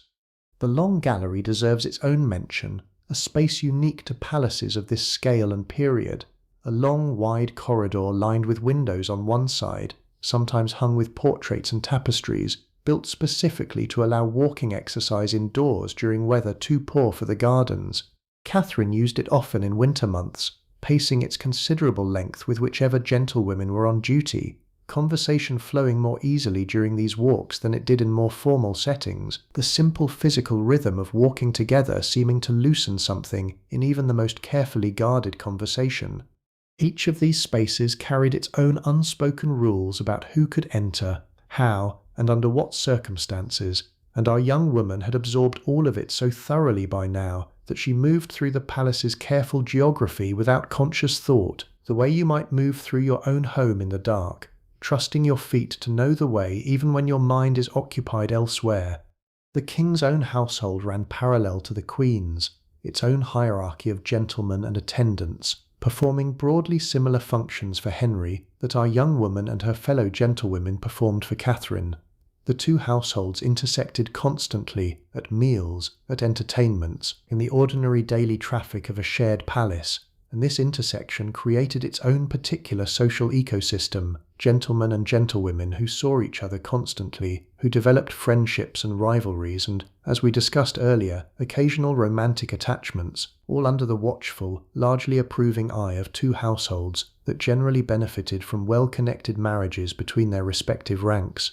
Henry himself in these years remained a figure our young woman encountered mostly at a respectful distance, present at meals and entertainments, occasionally close enough during a visit to the Queen's rooms to exchange the briefest of courtesies, but never someone she interacted with directly in any sustained way. Her loyalty, her service, her entire professional world belonged to Catherine. The king existed, from her particular vantage point, as a powerful, somewhat distant weather system, one whose moods and movements affected everything in the household without her ever needing or wanting closer proximity to their source.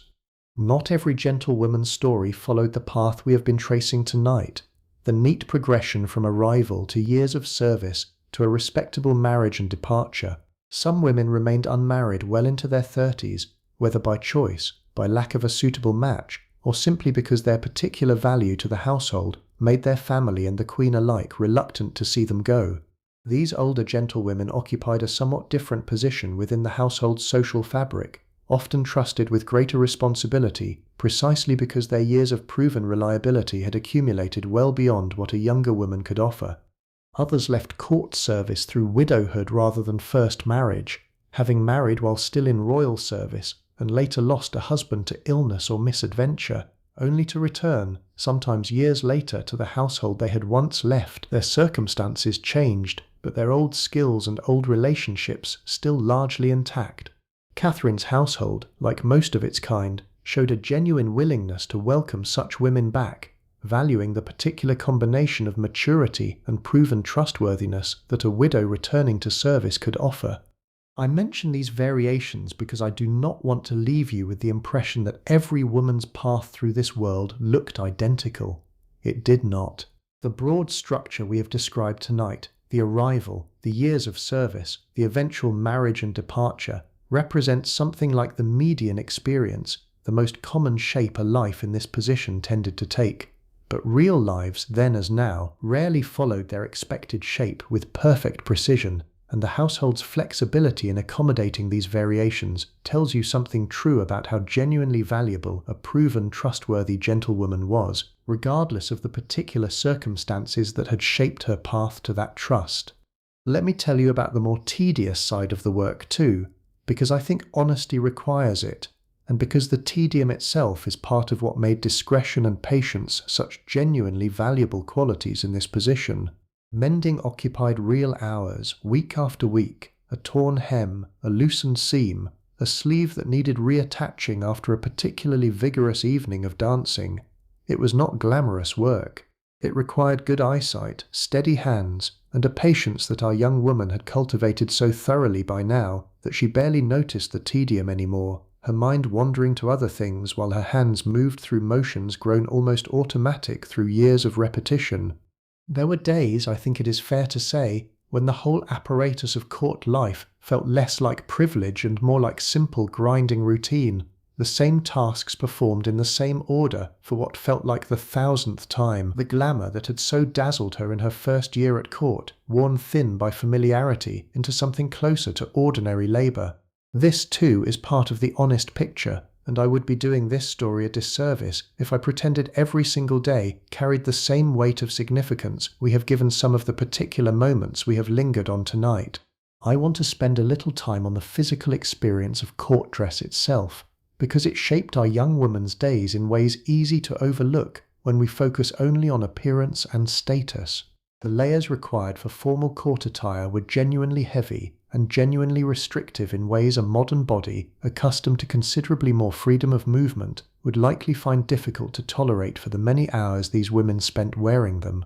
A structured kirtle beneath the outer gown shaped the torso firmly, not painfully in most well-fitted garments, but firmly enough that deep breathing required some small adjustment of habit. Sleeves, particularly the wider, more elaborate styles favoured at formal occasions, added weight and limited the natural swing of the arms. Hoods and headdresses, however elegant, pressed against the scalp for hours at a stretch, and our young woman had long since learned exactly which pins caused a headache by midday and which did not. None of this was spoken of as hardship, exactly. It was simply the accepted cost of appearing correctly, and every woman in that household had made whatever internal peace was necessary to tolerate it, day after day for years. But I think it is worth naming honestly, because it complicates the easy, purely decorative image these garments often carry in our imagination now. Beauty in this world quite often came with a genuine physical price, quietly paid, rarely mentioned, by the women wearing it.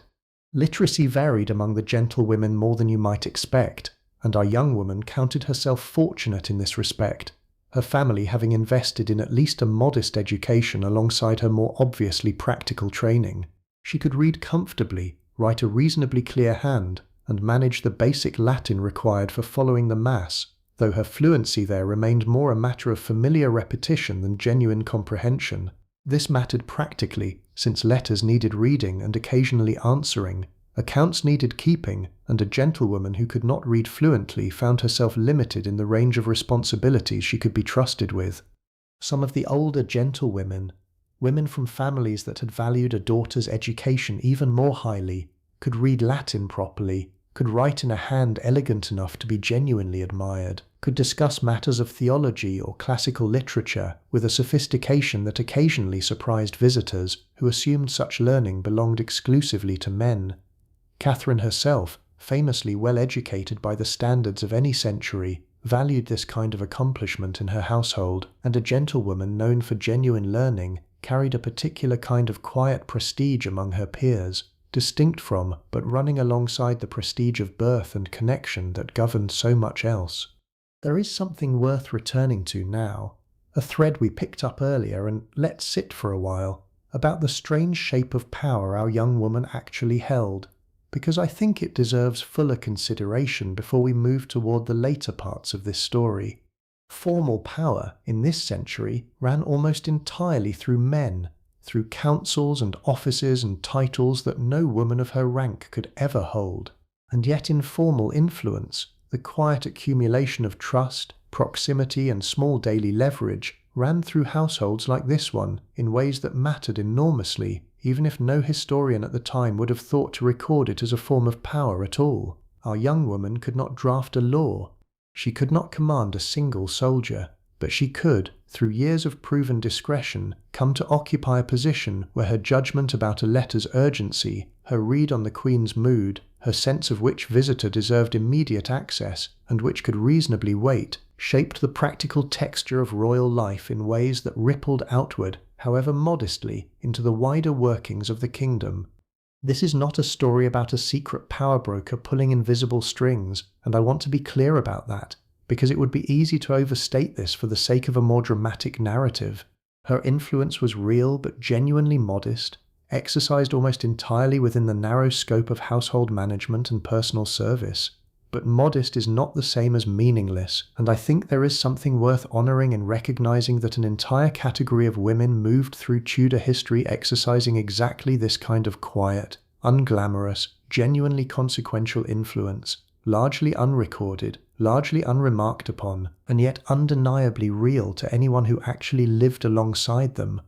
Let me bring you into one more particular evening before we begin easing toward the close of tonight's story, because I think it captures something true about the atmosphere settling over this household as the decade wore on.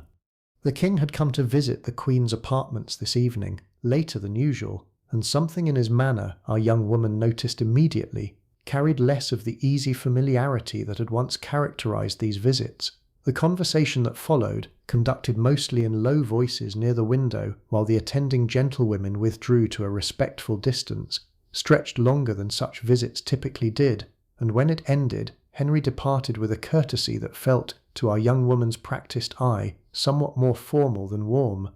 Catherine said nothing about it afterward, not that evening, not in the days that followed,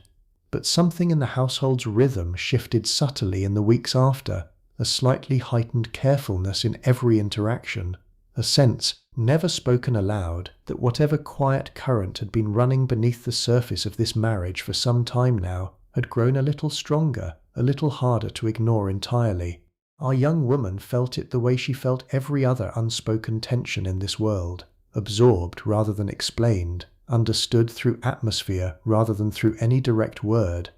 Illness did not spare the gentlewomen themselves, of course, and when our young woman fell unwell one particular winter, a fever that kept her confined to bed for the better part of a week, she experienced court life from an entirely different angle than usual, as a patient rather than an attendant.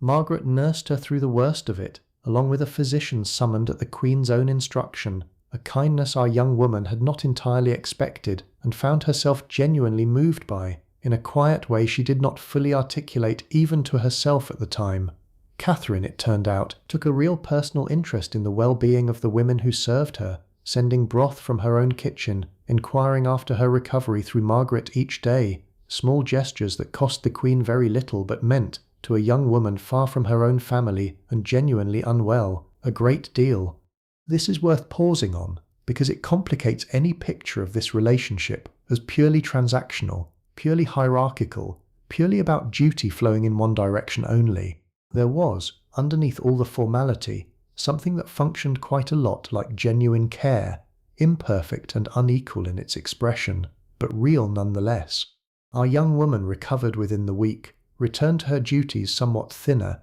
and considerably more grateful than before, carrying forward a private loyalty to Catherine that went beyond mere professional obligation from that point onward. She owned a small number of personal items that meant more to her than their material value suggested, a modest string of pearls given by her mother before she first left for court, a psalter with her own name inscribed inside the cover in her father's careful hand, a small carved wooden box, entirely separate from anything belonging to the Queen's household, where she kept letters from home, tied together with a ribbon gone slightly frayed from years of untying and retying. These items lived in her own chest, in her own shared room, entirely apart from the grandeur she handled daily on someone else's behalf, and I think there is something quietly poignant in that separation, the small private world of genuine personal possession tucked away beneath the far larger, far grander world she spent her days serving. The kitchens deserve a brief mention here too, because the sheer scale of feeding a royal household on the move was genuinely remarkable. Dozens of cooks and kitchen staff managing fires, spits, ovens and provisions on a scale that dwarfed anything a private household could imagine. Our young woman rarely ventured into this part of the palace herself, her duties keeping her firmly within the Queen's own apartments, but the results of that kitchen's labour reached her daily, in the meals she ate, in the particular smells that drifted through the palace at certain hours, roasting meat in the late afternoon, fresh bread in the early morning, smells so consistent and so reliable that they had become, over the years, part of her own internal clock, marking the day's progress as surely as any bell. Hunting occupied a considerable portion of court entertainment, particularly for the king and his gentlemen, but the Queen's household was rarely entirely absent from these occasions, gathering to watch the departure of a hunting party in the early morning, sometimes riding out themselves to observe from a suitable distance, sometimes simply enjoying the festive outdoor atmosphere such occasions generated even without direct participation in the hunt itself. Our young woman enjoyed these mornings more than she might have expected. The novelty of fresh air and open ground after so many hours spent within the palace's careful, controlled interiors. There was a particular pleasure in watching horses groomed and readied, hounds straining eagerly at their leads, the whole assembled company glowing with an energy quite different from the measured formality of an indoor court occasion. Catherine herself, in earlier years, had reportedly enjoyed hunting a good deal, though by the period we are exploring her participation had grown more limited, whether by choice, by age, or by the accumulated weight of everything else pressing on her attention, our young woman could only guess. Rivalries existed among the gentlewomen too, and I would be presenting an incomplete picture if I pretended this world was one of unbroken sisterly harmony. Competition for the Queen's favour, subtle but real, ran beneath the surface of daily cooperation, particularly among the younger women still establishing their own standing within the household's hierarchy. A slight, real or perceived, in who was chosen for a particular task, who received a warmer word of thanks, who caught a visiting courtier's eye at a banquet, could generate a quiet, simmering resentment that no one would have openly admitted to feeling, but that coloured certain interactions for weeks afterward. Our young woman handled this the way she handled most things, with a careful, watchful diplomacy that avoided open conflict, while never entirely eliminating the low, constant hum of comparison that seemed to run beneath the surface of any group of women living, working, and competing for advancement within the same small, closed world. It was, in this respect, not so very different from any workplace you or I might recognize today, and I think there is something almost comforting in that recognition, the reminder that certain dynamics of human competition and cooperation persist across 5 centuries with remarkably little alteration. That Princess Mary, Catherine's daughter, entered our young woman's daily awareness only occasionally during these particular years, since the young princess maintained her own separate household for a considerable portion of her upbringing, as was customary for royal children of the period. When mother and daughter were together, though, our young woman witnessed a tenderness in Catherine that the more formal business of court life rarely revealed so openly, a mother's genuine warmth breaking through the Queen's habitual composure in ways that felt, to those watching, quietly moving. There was a particular quality to rainy days that our young woman had come to know well, the long gallery filling with restless activity as the household's usual outdoor pursuits gave way to indoor pacing, conversation, and whatever quiet entertainment the weather permitted. Rain against the windows created its own steady, unhurried rhythm beneath everything else, a sound she found herself genuinely fond of, oddly soothing despite the way it curtailed so much of the day's usual freedom of movement. She remembered entire afternoons spent this way, the gallery's long windows streaked with water, conversation drifting comfortably between small groups of gentlewomen with nowhere urgent to be until the weather finally cleared. Someone would inevitably produce a small selection of dried fruit or sweetened nuts, passed quietly from hand to hand, and someone else would begin some half-remembered song that others gradually joined, voices layering together in a loose, unrehearsed harmony that no formal performance could ever quite replicate. These were, she thought, some of the gentlest hours the position offered, unplanned and unremarkable, valuable precisely because nothing about them required careful management at all. She has carried the memory of those rainy afternoons with her ever since, tucked away alongside all her other small private treasures, proof that even a life built so thoroughly around duty could still make room, now and again, for something as simple and as undemanding as an hour of shared song beside a rain-streaked window, voices rising and falling together, while the weather outside did whatever it pleased, entirely unconcerned with the small, warm world gathered patiently inside, waiting, as it always eventually did, for the sky to clear and the ordinary rhythm of duty to resume once more. I want to talk honestly about fatigue, because it is a thread running under everything we have discussed tonight, and it deserves direct attention rather than only passing mention. Standing in formal attendance for hours at a stretch, maintaining a composed, alert posture while the actual business of the room unfolded around her, took a genuine physical toll that our young woman had learnt to manage but never entirely escaped. Her feet ached by the end of most formal occasions, a dull, persistent complaint she had grown so accustomed to that its absence, on the rare quiet day, felt almost strange. Her back carried its own accumulated tension from years of careful, upright posture, since slouching, however briefly, however tired she felt, was simply not available to her in the Queen's presence. She had learnt small tricks over the years, subtle shifts of weight from one foot to the other that looked, from the outside, like nothing more than natural stillness, small stretches performed so discreetly that even a woman standing beside her rarely noticed. This kind of physical endurance rarely factors into how we imagine court life. dominated as our imagination tends to be by images of glittering gowns and glamorous occasions. But ask any woman who has stood through a long formal event in uncomfortable shoes, and she will tell you something true about the gap between how an occasion looks from the outside and how it actually feels from within it. A gap our young woman lived inside nearly every day of her working life. Let me tell you now about a particular gentleman who had, over recent months, begun paying our young woman rather more attention than mere court courtesy required.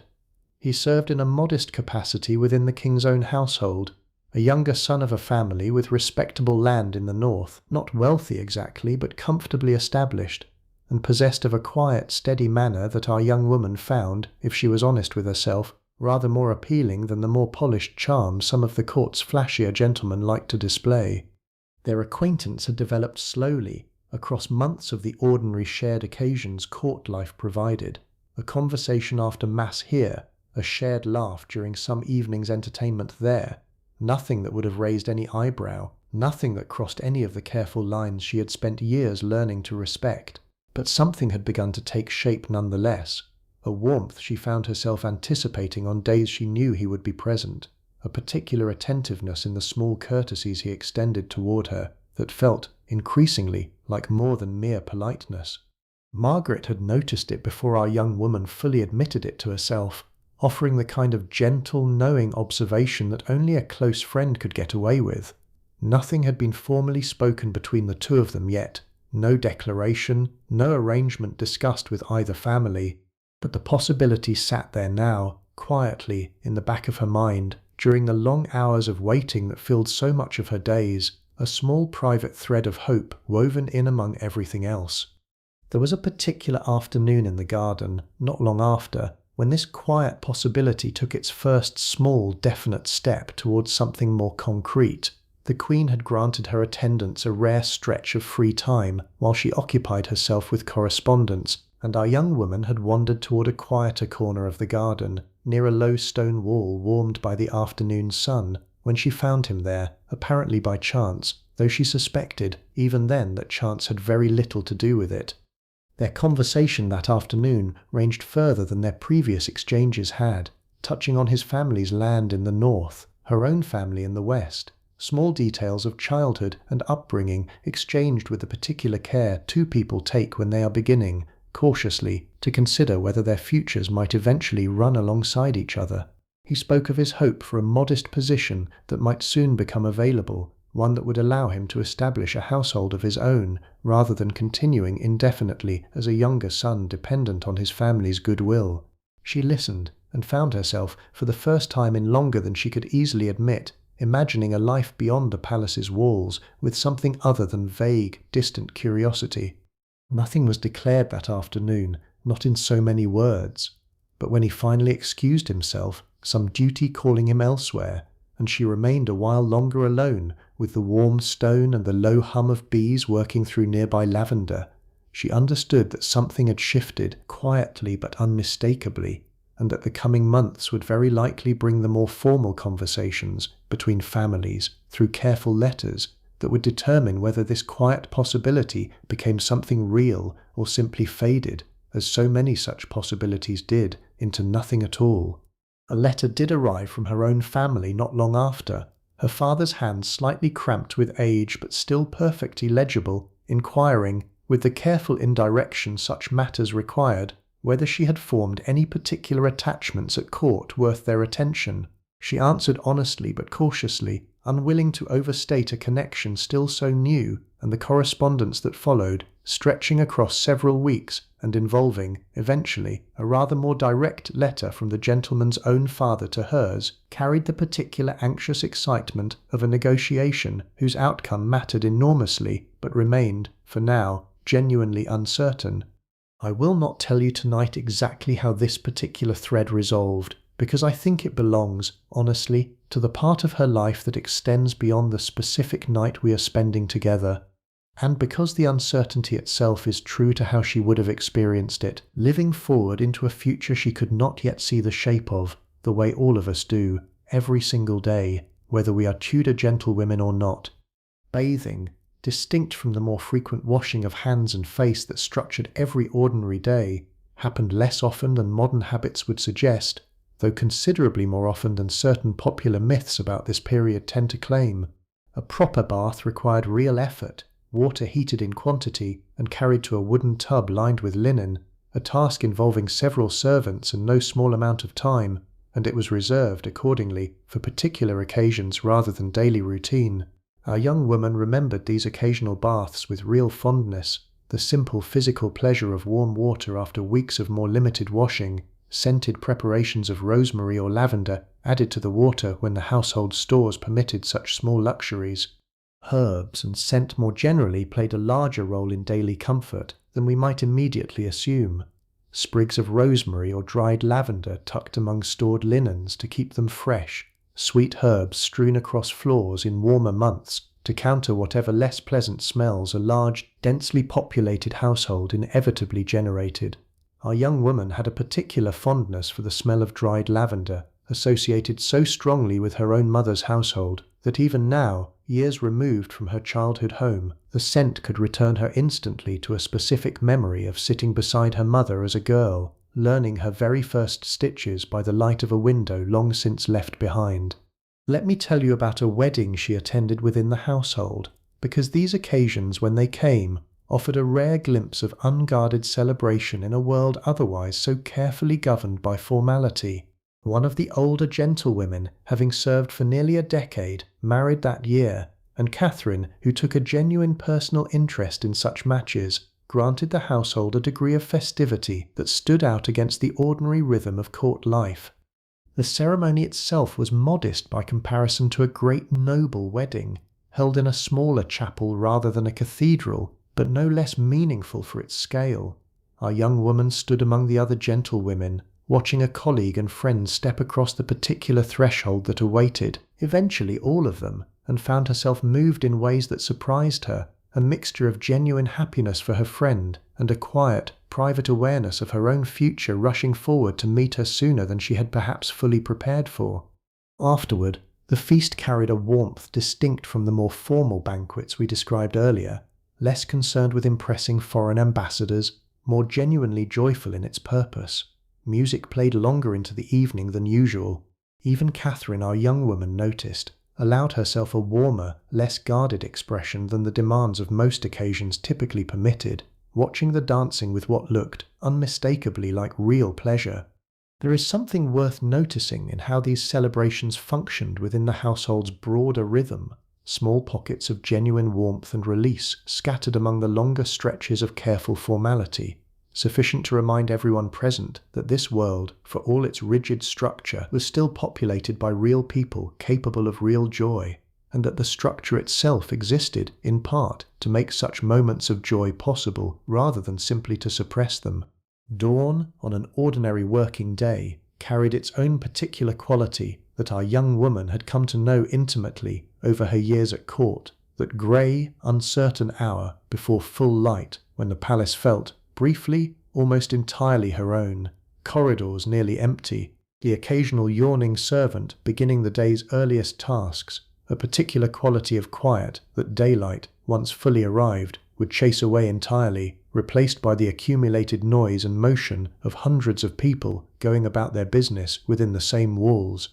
She had grown to genuinely love this particular hour, this brief window before duty fully claimed her, when she could walk the palace's familiar corridors without needing to compose her expression for anyone, without needing to weigh her words before speaking them, simply existing, briefly, as herself rather than as the carefully managed professional persona the rest of the day would require of her. Cardinal Wolsey's household, in these years still magnificent, still very much a fixture of the political landscape our young woman moved through at a slight remove, offered an interesting point of comparison whenever the two households' paths crossed, which happened often enough given his prominence in royal affairs. Wolsey's own establishment ran on a scale that rivaled royalty itself, and the gentlewomen and gentlemen who staffed it operated under similarly careful rules of discretion and hierarchy, though serving a churchman rather than a queen brought its own particular flavour to the work. Our young woman had occasion to visit Hampton Court during the years it still belonged more fully to the cardinal than to the crown, before circumstances shifted that particular arrangement, and she remembered being struck, even amid her own considerable familiarity with royal luxury, by the sheer scale of what a sufficiently powerful churchman could assemble around himself. It offered her, in its way, a useful reminder that the world she inhabited, however singular it felt from the inside, existed within a broader ecosystem of great households, each with its own version of the careful, discreet service she had spent years learning to provide. Looking back now, from the vantage of several years' accumulated experience, our young woman could recognize how considerably she had changed since her first uncertain months at court. The 15-year-old girl who had arrived barely able to remember the correct order of a formal greeting had become a woman trusted with locked coffers and private correspondence, capable of managing a demanding social calendar and a demanding mistress with equal practiced grace. This transformation had not felt dramatic while it was happening, the way most genuine transformations rarely do. It had accumulated slowly, day by ordinary day, until one morning, without any single defining moment she could point to, she simply realized she had become someone considerably more capable than the girl who had first walked through these particular doors. A royal progress through the countryside, undertaken most summers when weather and circumstance permitted, offered our young woman a different kind of experience entirely, one that placed the household briefly in direct contact with ordinary English people in a way palace life rarely allowed. Crowds gathered along the roads to watch the royal party pass, cheering, straining for a glimpse of the king and queen, and our young woman, riding somewhere in the considerable retinue that trailed behind the royal couple, found herself genuinely moved by these encounters, by the simple, unguarded enthusiasm of people who would likely never come within 100 feet of the Queen for the rest of their lives, gathered here for this one brief, memorable glimpse. It reminded her, in a way palace life rarely did, of the scale of what this whole elaborate apparatus of court and crown actually represented to the ordinary population beyond its walls, a distant, glittering symbol of order and continuity that mattered enormously to people who would never personally experience its glamour or its exhaustion firsthand. Winter deserves its own extended attention because it shaped this world so thoroughly, and because there is something particularly suited to a sleepy hour in dwelling on it a while longer. The cold arrived early at Greenwich, creeping first into the stone corridors farthest from any hearth, and our young woman learned, across several winters, exactly which passages to avoid lingering in, exactly which rooms held warmth longest into the evening. Fires needed constant tending throughout these months, and while the actual labour of hauling and stacking wood belonged to lower servants, the gentlewomen bore responsibility for ensuring the Queen's own chambers never grew uncomfortably cold, a responsibility that meant frequent checking, frequent quiet instruction to whichever servant happened to be nearby. Windows, glazed though many were by this point in grander residences, still admitted a persistent chill that heavy curtains could only partially defeat, and our young woman had grown accustomed to a particular kind of cold that seemed to live in the very stones of the building, present even in rooms with fires blazing. Layers multiplied in winter, more fur, heavier wool, gloves worn indoors during the coldest stretches even by women of considerable rank, since dignity offered no actual protection against genuine cold. The Queen herself, despite her Spanish upbringing in a considerably warmer climate, had grown accustomed to English winters over her many years in the country,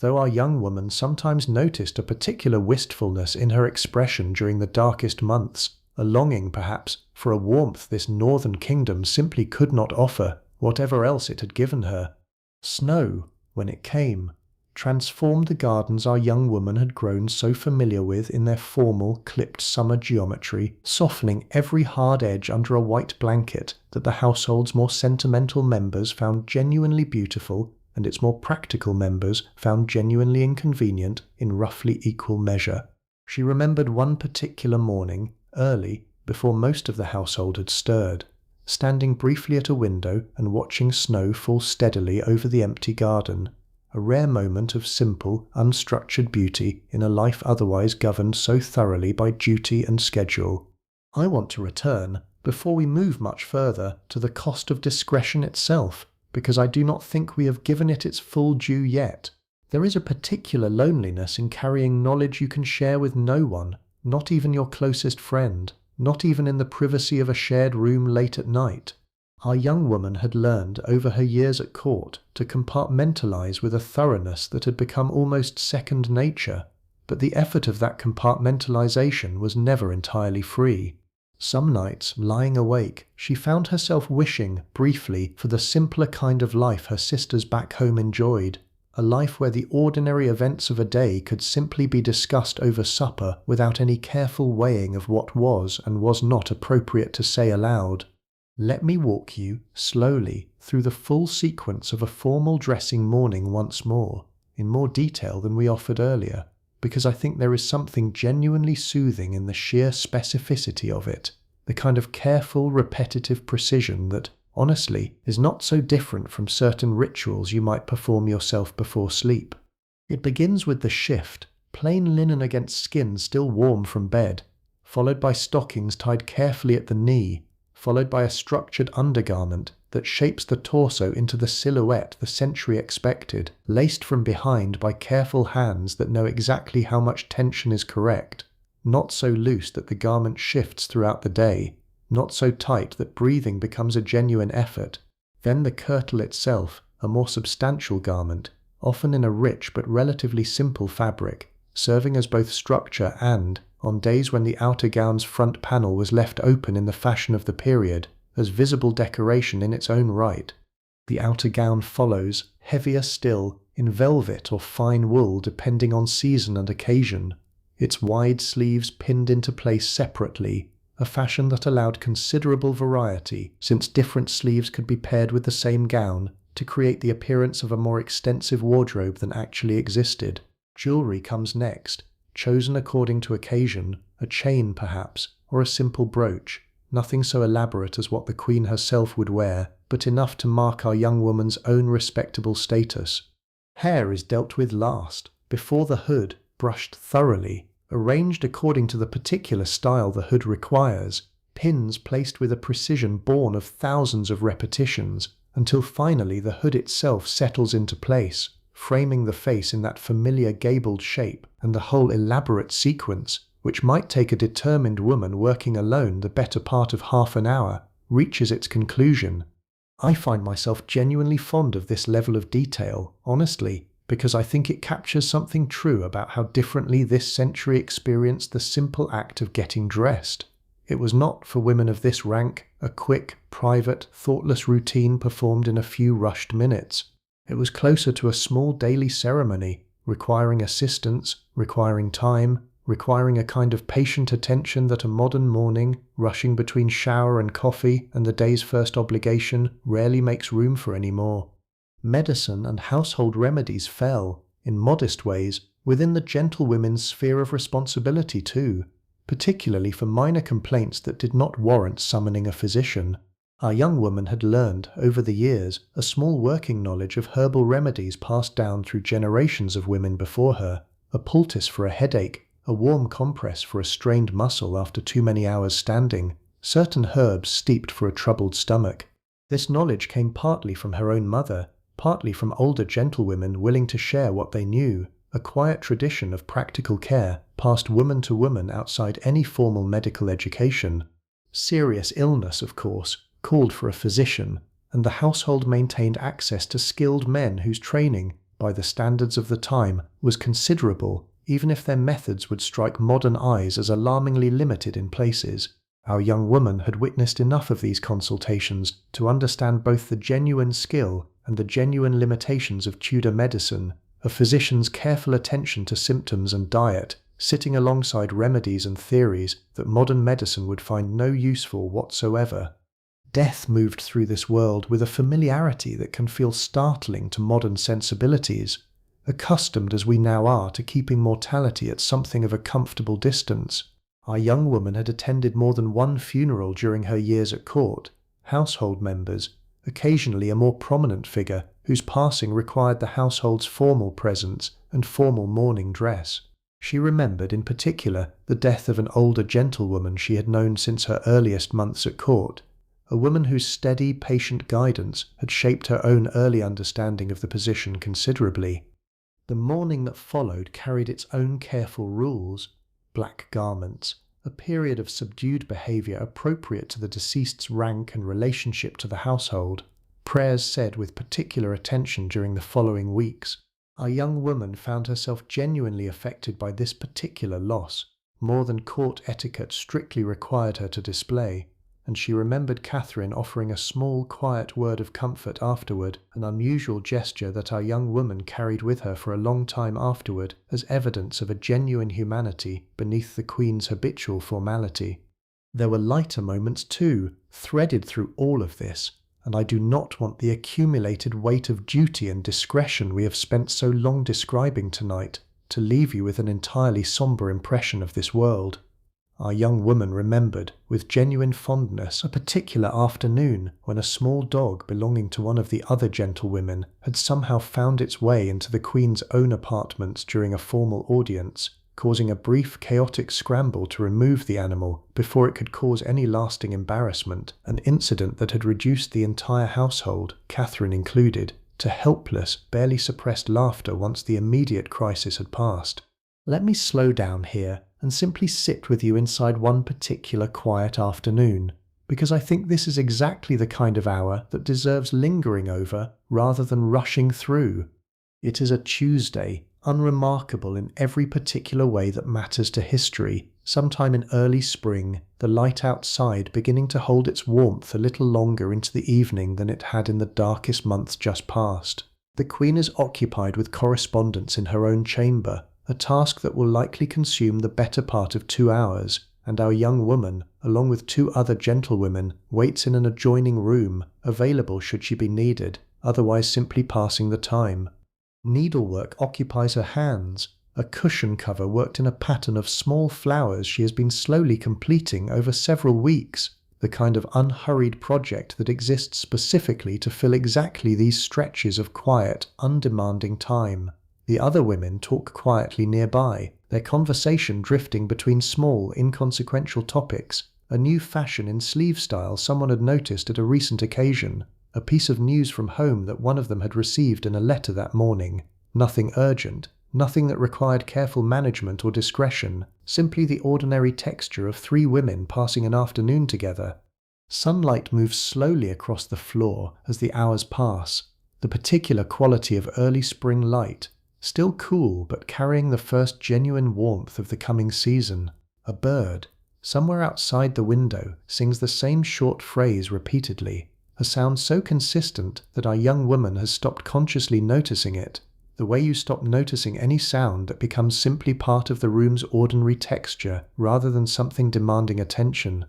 There is a particular pleasure in this kind of afternoon, I think, one that translates rather well across the centuries, separating her experience from yours right now. The gentle rhythm of needle through fabric, the low murmur of undemanding conversation, the soft shifting light, nothing urgent, nothing requiring particular alertness or particular care, simply time passing, gently, in good company, with hands occupied by something pleasant and unhurried. I imagine, if you allow yourself to picture it fully, that you can feel something of that same unhurried quality settling over you right now, listening to this, wherever you happen to be tonight. The Queen emerges eventually, correspondence concluded, and the afternoon shifts back into its more structured rhythm. But for those 2 quiet hours, our young woman existed in something close to genuine ease, the particular ease of a task that asks little, in the company of people who ask little in return, simply passing time together in a warm sunlit room while the world outside continued on its own separate business. Portrait miniatures held a particular fascination for the women of this household, small, exquisitely painted images kept in lockets or small cases, intimate in a way larger, more formal portraiture never quite managed to be. Catherine possessed several, some of family members long since passed, some of the king in his younger, more openly affectionate years, and our young woman had occasionally been trusted with the careful handling of these small treasures, understanding intuitively the particular weight such objects carried beyond their modest physical size. There was something almost startling in holding, briefly, a painted image small enough to fit in one's palm, and recognizing in it a genuine likeness of a face she encountered daily in considerably grander, more guarded circumstances. The miniature captured something the formal presence never quite allowed to surface, a softness around the eyes perhaps, or an expression caught in an unguarded private moment the painter had somehow managed to preserve. She understood why Catherine kept these particular images close, locked away from casual view, precious in a way that had nothing to do with the gold or enamel of their cases, and everything to do with what they preserved. The household's finances, managed at a level our young woman only glimpsed rather than directly oversaw, ran on a scale that dwarfed anything her own family's more modest estate could imagine, and yet even royal households operated under real constraints, real budgets, real careful accounting of expenditure against income. Catherine's own allowance, granted by the Crown for the maintenance of her household, needed to cover wages, provisions, clothing, and the countless small expenses of a large establishment, and while shortfalls rarely touched the Queen's own visible comfort, our young woman had occasionally overheard enough careful discussion among the household's senior officers to understand that even this glittering world operated under real financial pressure, managed with a discipline that belied its outward appearance of effortless abundance. I remember a particular occasion, the formal welcome extended to a visiting foreign princess passing through England en route to her own eventual marriage elsewhere in Europe, because it required the household to mount a display of hospitality on a scale even our young woman, by now accustomed to considerable formality, found genuinely impressive.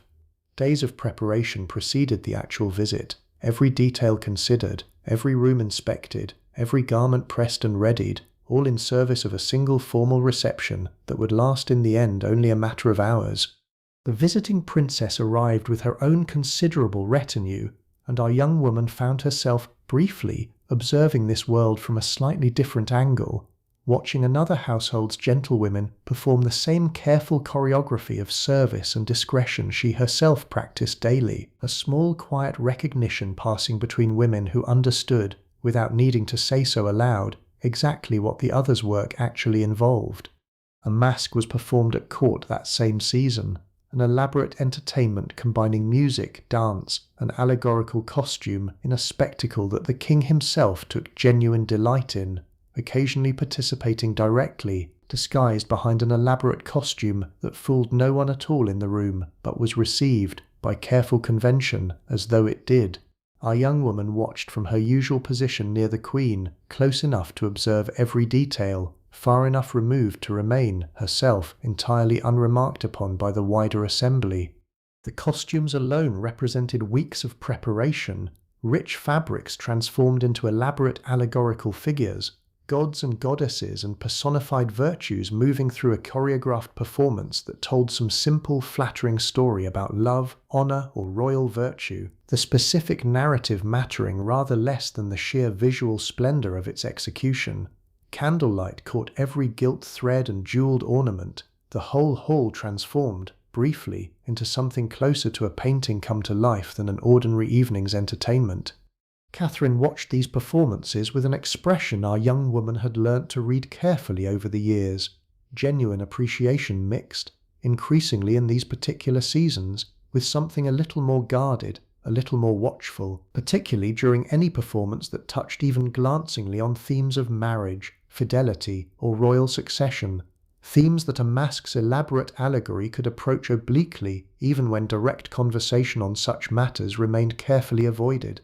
There was a mirror in the room our young woman shared with her fellow gentlewomen, small, imperfect by modern standards, its surface slightly distorted at the edges, and she caught her own reflection in it one evening, later that same year, in a moment of unplanned stillness that struck her more forcefully than she expected. She was not the same young woman who had first arrived at court, wide-eyed and uncertain, years earlier. Something in her own bearing had settled, had grown more composed, more assured, the visible evidence of years spent learning exactly how to hold herself in rooms that demanded constant, careful self-presentation. She wondered, briefly, standing there in that quiet moment, what her mother would think, seeing her now, this young woman who could manage a queen's most private hours with practiced ease, who held keys to locked coffers and knowledge that powerful men would have valued highly, who had learned, above nearly everything else, the particular discipline of knowing exactly what to say and exactly what to leave forever unsaid. It was, she thought, a strange kind of accomplishment to be proud of, invisible to almost everyone outside this particular world, and yet she found herself, in that quiet, mirrored moment, genuinely proud of it nonetheless. Evening prayers, held most nights in a smaller, more intimate setting than the formal morning mass, offered our young woman a particular kind of quiet she had come to genuinely treasure over her years at court. The chapel at this hour was lit only by candles, the day's business finally winding down, and there was something in the simple, repeated rhythm of familiar prayers, spoken in the same order night after night, that offered a kind of stillness even the most demanding day could not entirely erase. She had come to understand over the years that Catherine's faith was not merely ceremonial, not merely the expected performance of piety her royal position required, but something genuinely load-bearing in the Queen's own inner life, a source of real strength during the increasingly difficult currents beginning to move beneath the surface of her marriage and her public role. Our young woman, kneeling nearby during these evening devotions, sometimes found herself wondering what specific words moved through the Queen's mind during these quiet minutes, though she never once dared ask, and would not have expected an answer even if she had. Autumn had returned again by the time we rejoin our story more fully, the particular season in which we first met her, months and then years having passed in the accumulated rhythm of duties and seasons and small personal developments we have spent this evening exploring together. The gardens outside had begun their familiar seasonal retreat, leaves turning and falling in the same patient rhythm they followed every year, indifferent entirely to the human dramas unfolding within the palace walls they surrounded. There is something worth noticing in this indifference, actually, something I find myself drawn to whenever I sit with stories like this one for long enough. The garden did not care whether the Queen's marriage held or faltered. The river did not care whether a particular ambassador's dispatch carried good news or bad. The seasons simply continued their ancient rhythm, entirely unmoved by the very real human anxieties our young woman carried through her days. And there is, I think, something quietly comforting rather than bleak in that indifference, a reminder that the largest, most anxious human concerns eventually settle back into the simple, patient continuity of ordinary time passing, one season following another, regardless of how urgent any particular moment felt while it was actually happening.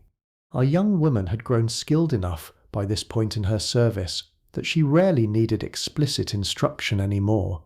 A glance from the Queen conveyed what once would have required a full sentence. A slight change in posture told her, instantly, whether a visitor should be welcomed warmly or handled with careful, polite brevity. This kind of fluency, built from years of careful attention, represented perhaps the truest measure of everything her position had taught her, a wordless understanding between two women separated by an enormous gulf of rank and yet joined, through sheer accumulated familiarity, in something that functioned, in its daily practice, remarkably like genuine intimacy. There was one particular evening, rarer than most, when Catherine spoke to her more directly and more personally than the usual formal rhythm of their relationship typically allowed. It happened during a quiet stretch after the day's formal duties had concluded, the Queen's other attendants briefly occupied elsewhere, leaving our young woman alone with her for a few unstructured minutes. Catherine asked, with what seemed like genuine curiosity rather than mere polite formality, about her family, about whether she missed them, about whether she found her position here at court everything she had hoped when she first arrived. Our young woman answered honestly, more honestly perhaps than strict court etiquette required, admitting to a homesickness that never entirely disappeared even after years of service, alongside a genuine gratitude for the opportunities her position had provided. She listened with real attention, and offered in response a small fragment of her own experience that our young woman had not expected, a brief mention of her own homesickness for Spain, still present after decades in England, a country she had come to genuinely love without it ever quite replacing the deeper, older love she carried for the place of her birth. It was a small moment. Over almost as soon as it began, the Queen's attention called elsewhere before the conversation could develop further, but our young woman carried it with her afterward as a rare, genuine glimpse of the woman beneath the crown, a fellow human being managing her own private losses and adjustments, however differently scaled from our young woman's own. I think this is in some ways the truest thing this whole story has to offer if you sit with it long enough. History tends to remember queens and kings, the grand sweep of policy and war and succession. It remembers, when it remembers women at all beyond the throne itself, mostly the ones who became scandalous or tragic enough to demand attention, an Anne Boleyn, a Catherine Howard, names that survive precisely because their stories turned dramatic enough to be worth recording in detail. But the vast majority of women who lived inside these palace walls, who dressed queens and carried letters and held keys to locked coffers, who built genuine friendships and endured genuine tedium and fell, sometimes, genuinely in love, lived lives that history simply did not think worth preserving in any detail. Their names survive, when they survive at all, mostly in household accounts and family records, brief factual notations utterly stripped of the rich, complicated inner lives we know, simply by virtue of being human ourselves, that they must have carried. Tonight, we have tried to give one of those women back a little of what history quietly erased, not through invented drama, not through false claims to specific documented secrets, but through the patient, careful reconstruction of what her days most likely actually held, built from everything we genuinely know about how households like Catherine's actually functioned, populated by a woman who represents, faithfully I hope, the thousands of real women whose individual names and individual stories the centuries simply did not preserve. Let me tell you about one more object before we move toward the close of this particular night. A small, unremarkable comb our young woman had used for years, its handle worn smooth by countless mornings of use, a few of its teeth slightly bent from some long-forgotten mishap. It was not valuable. It was not beautiful in any way that would have caught a stranger's eye. And yet she had used it so consistently, for so long, that it had become, in its quiet way, one of the most familiar objects in her entire life, more constant than almost anything else in a world defined so thoroughly by careful, controlled change. There is something worth noticing in how these small, unremarkable objects accumulate meaning simply through repetition, through years of ordinary daily use, in a way that no single dramatic moment could ever quite replicate. Our young woman's life at court was built from thousands of such small repetitions, the same comb, the same corridors, the same careful sequence of morning duties, performed with such consistency that they became, eventually, less like individual actions and more like the simple, steady rhythm of a life fully lived, one ordinary day accumulating into the next. News from home arrived periodically, carried by whatever traveller happened to be making the journey between her family's estate and the court, and each letter brought its own small collection of updates, a sister's engagement, a brother's progress in his own chosen path, her mother's health holding steady through another difficult winter. Our young woman read these letters slowly, often more than once, savouring the particular warmth of her family's familiar voice even reduced to ink on paper, a warmth that court life, for all its splendour, could never quite replicate. She wrote back with equal care, choosing her words carefully, not out of the same discretion that governed her professional life, but simply out of a genuine desire to convey, across the physical distance separating them, something true about her days, her growth, her ongoing life at court, without burdening her family with worries about the exhaustion or loneliness that occasionally crept into even her most contented days. This, too, I think, is a kind of discretion, gentler than the professional kind, but not entirely unrelated to it, the careful, loving management of what to share and what to quietly keep to oneself, practiced by daughters and mothers across every century humanity has managed to record. The evening light was fading now, in this particular memory we have been dwelling in together, and our young woman folded her letter carefully, sealed it with a small drop of wax pressed with her own modest signet, and set it aside to be carried onward with the next messenger heading in her family's direction. Outside, the palace continued its endless familiar rhythm, footsteps and distant voices, and a particular hush that settles over any large household as day gives way, gradually, to evening. Precedents governed even the smallest physical movements at court, and our young woman had learned so thoroughly that it required no conscious thought any more, exactly who preceded whom through any given doorway, exactly whose curtsy should be deeper and whose merely adequate, exactly how long a pause was appropriate, before a woman of her rank addressed someone above her without first being addressed. These rules extended into territory that might strike a modern observer as almost absurdly granular, and yet within the world our young woman inhabited, they carried real weight, small daily proofs of a vast invisible architecture of rank that governed nearly every interaction. A misstep in precedence, however minor, however unintentional, could cause genuine offence, and our young woman remembered, with a wince that had not entirely faded even years later, one particular early mistake, a doorway entered in the wrong order during her first months at court, a small breach of etiquette that had earned her a sharp, quiet correction from an older gentlewoman, and a burning humiliation that had kept her awake, mortified, for several nights afterward. She had never made that particular mistake again. There were days, too, when the Queen's mood settled into something considerably harder to manage. Difficult stretches when worry or grief or simple exhaustion pressed down on Catherine, visibly enough that every interaction required extra care, extra sensitivity, a kind of emotional attentiveness that went well beyond the physical duties of dressing and attending. Our young woman had learned, gradually, to read these moods with real skill, to know when a quiet presence served better than any attempted conversation, when a small, unobtrusive kindness, a particularly warm cup of something, an especially careful arrangement of a favourite object, could offer comfort without requiring any acknowledgement at all.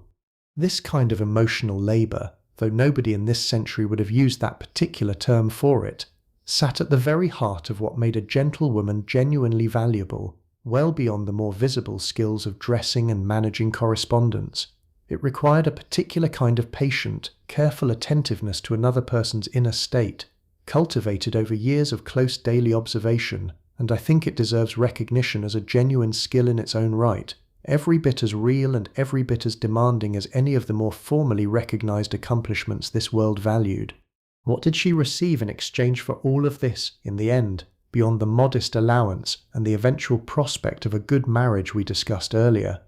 Something harder to name, I think, but no less real, a genuine sense of purpose, built from being trusted with something that mattered, a front row seat, however carefully bounded, to the largest events unfolding in her country's history, friendships forged in the particular crucible of shared demanding service, and a kind of quiet, hard-won competence that would stay with her for the rest of her life, whatever shape that life eventually took, long after her years of direct royal service had ended. Candles themselves deserve a moment of attention, small and unremarkable as they might seem, because their careful rationing shaped the household's evenings more thoroughly than almost any other single practical concern. Beeswax candles, the finest and most expensive available, burned clean and bright, and were reserved almost entirely for the Queen's own rooms and the most formal public occasions. Elsewhere in the household, tallow candles served instead, cheaper, smokier, carrying a faint animal smell that our young woman had long since stopped consciously noticing, though she remembered, from her very first weeks at court, how strongly it had struck her at the time. Each room received an allotted number of candles per evening, tracked with real care by whoever managed the household's accounts, and running short before a task was finished meant simply working by whatever remaining light could be found, or abandoning the task until morning brought better illumination. Our young woman had learnt, over the years, to plan her evening's mending and correspondence around this particular constraint, working efficiently while the light lasted, rather than trusting that more would always be available. There was something almost soothing in this discipline, honestly, the way it structured an evening around a genuinely finite visible resource, rather than the abstract unlimited convenience we now take so entirely for granted. When a candle burned low, the evening simply changed shape around that fact, conversation replacing needlework, or an early retirement to bed replacing whatever task had not quite been finished, the day's rhythm bending gracefully around the honest limits of its available light in a way that feels, from this distance, almost wise. Let me tell you about a specific evening of music, because it deserves more attention than the brief mention we gave it earlier, and because music, more than almost anything else in this world, offered a kind of release from the constant formality governing nearly everything else. A visiting musician, skilled enough to have earned some modest reputation across several noble households, performed for the Queen's private circle one evening, and our young woman remembered it, years later, as one of the genuinely transporting experiences of her time at court. The music itself, played on a small consort of instruments, strings mostly, carried a complexity and a beauty that seemed, for the space of an hour or so, to lift the entire room out of its ordinary rhythm of duty and careful self-presentation into something closer to pure, shared feeling. Catherine listened with her eyes closed for long stretches, an unusual, almost vulnerable posture for a woman who so rarely allowed herself any visible relaxation of her careful public composure. Our young woman, standing nearby, found herself equally moved, the particular melancholy beauty of certain passages catching at something in her chest she did not entirely have words for, a feeling that sat somewhere between joy and a strange, unplaceable sadness. I think music does this, across every century, reaching past the careful defences we build around our daily selves and touching something more essential underneath. Whatever else separated our young woman's world from yours, whatever else made her daily existence so profoundly different from the life you are living right now, I suspect the particular feeling she experienced during that evening of music would be entirely recognizable to you, the same lifting sensation, the same brief access to something larger than the ordinary business of an ordinary day. The evening ended, as all such evenings eventually do. The musician thanked and dismissed, the room returning to its usual rhythm, but our young woman carried something of that music with her afterward, humming fragments of it quietly to herself during the following days, a small private pleasure that belonged entirely to her, unconnected to any of her formal duties, simply a genuine gift she had received and chosen, quietly, to keep.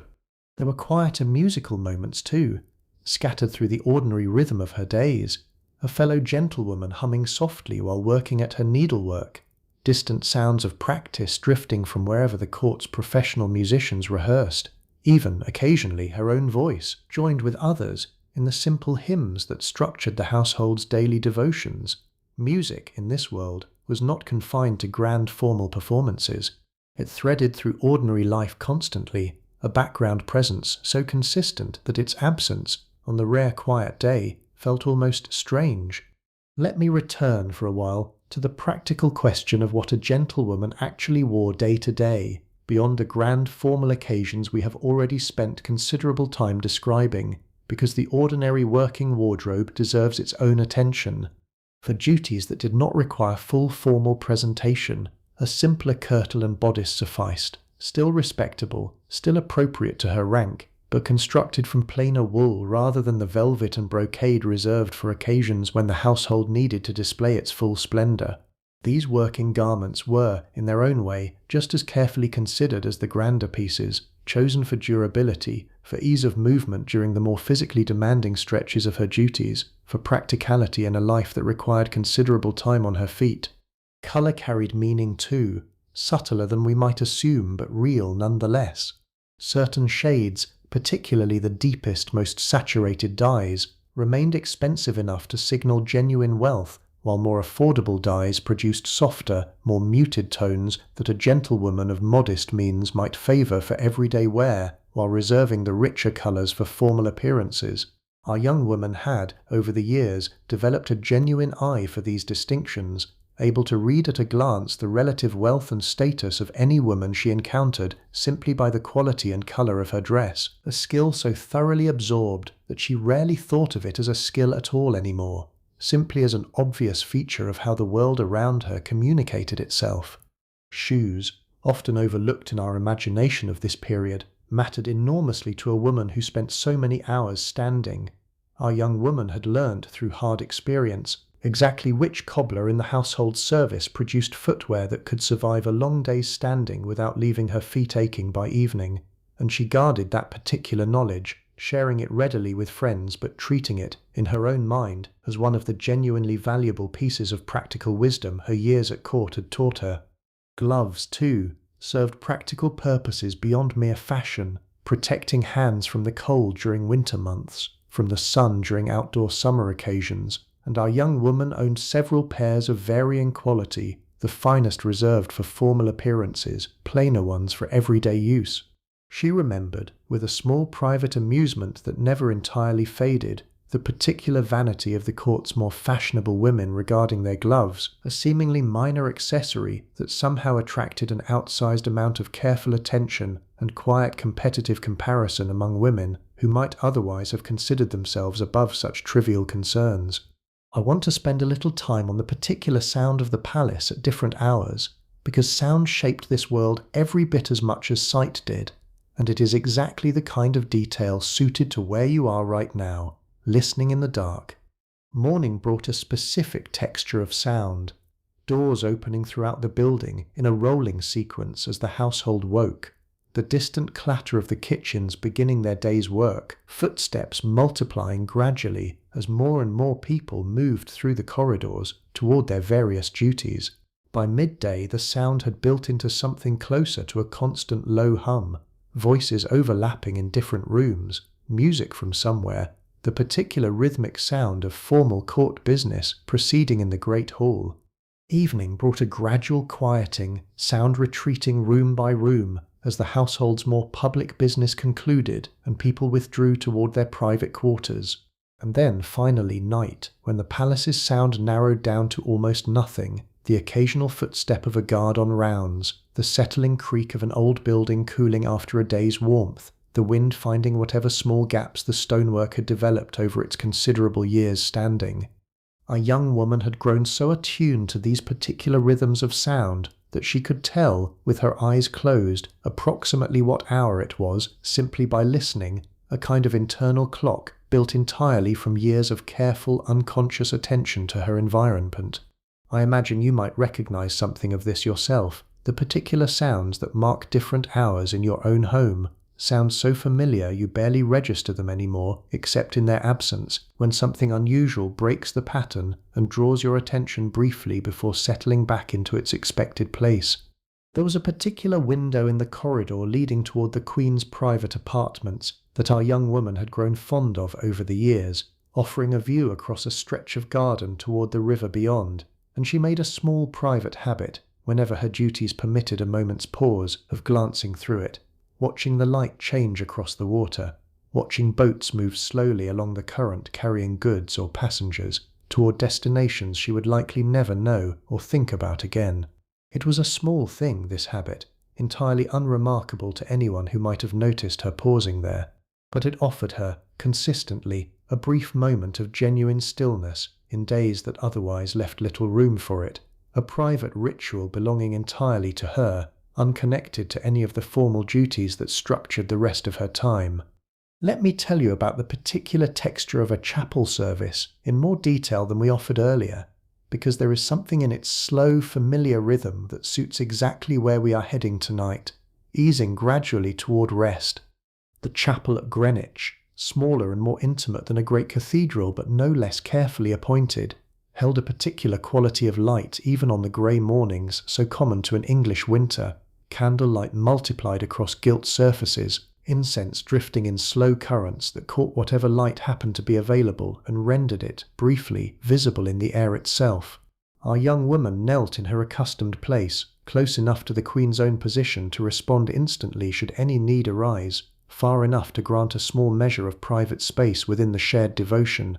Latin moved over the gathered household in its familiar, unhurried cadence, priest and choir exchanging their practiced call and response, a rhythm so consistent across the years that our young woman's mind, freed from any real need to actively follow every word, often wandered gently during these services, not disrespectfully, simply the natural drift of a mind given permission, briefly, to rest from its usual careful vigilance.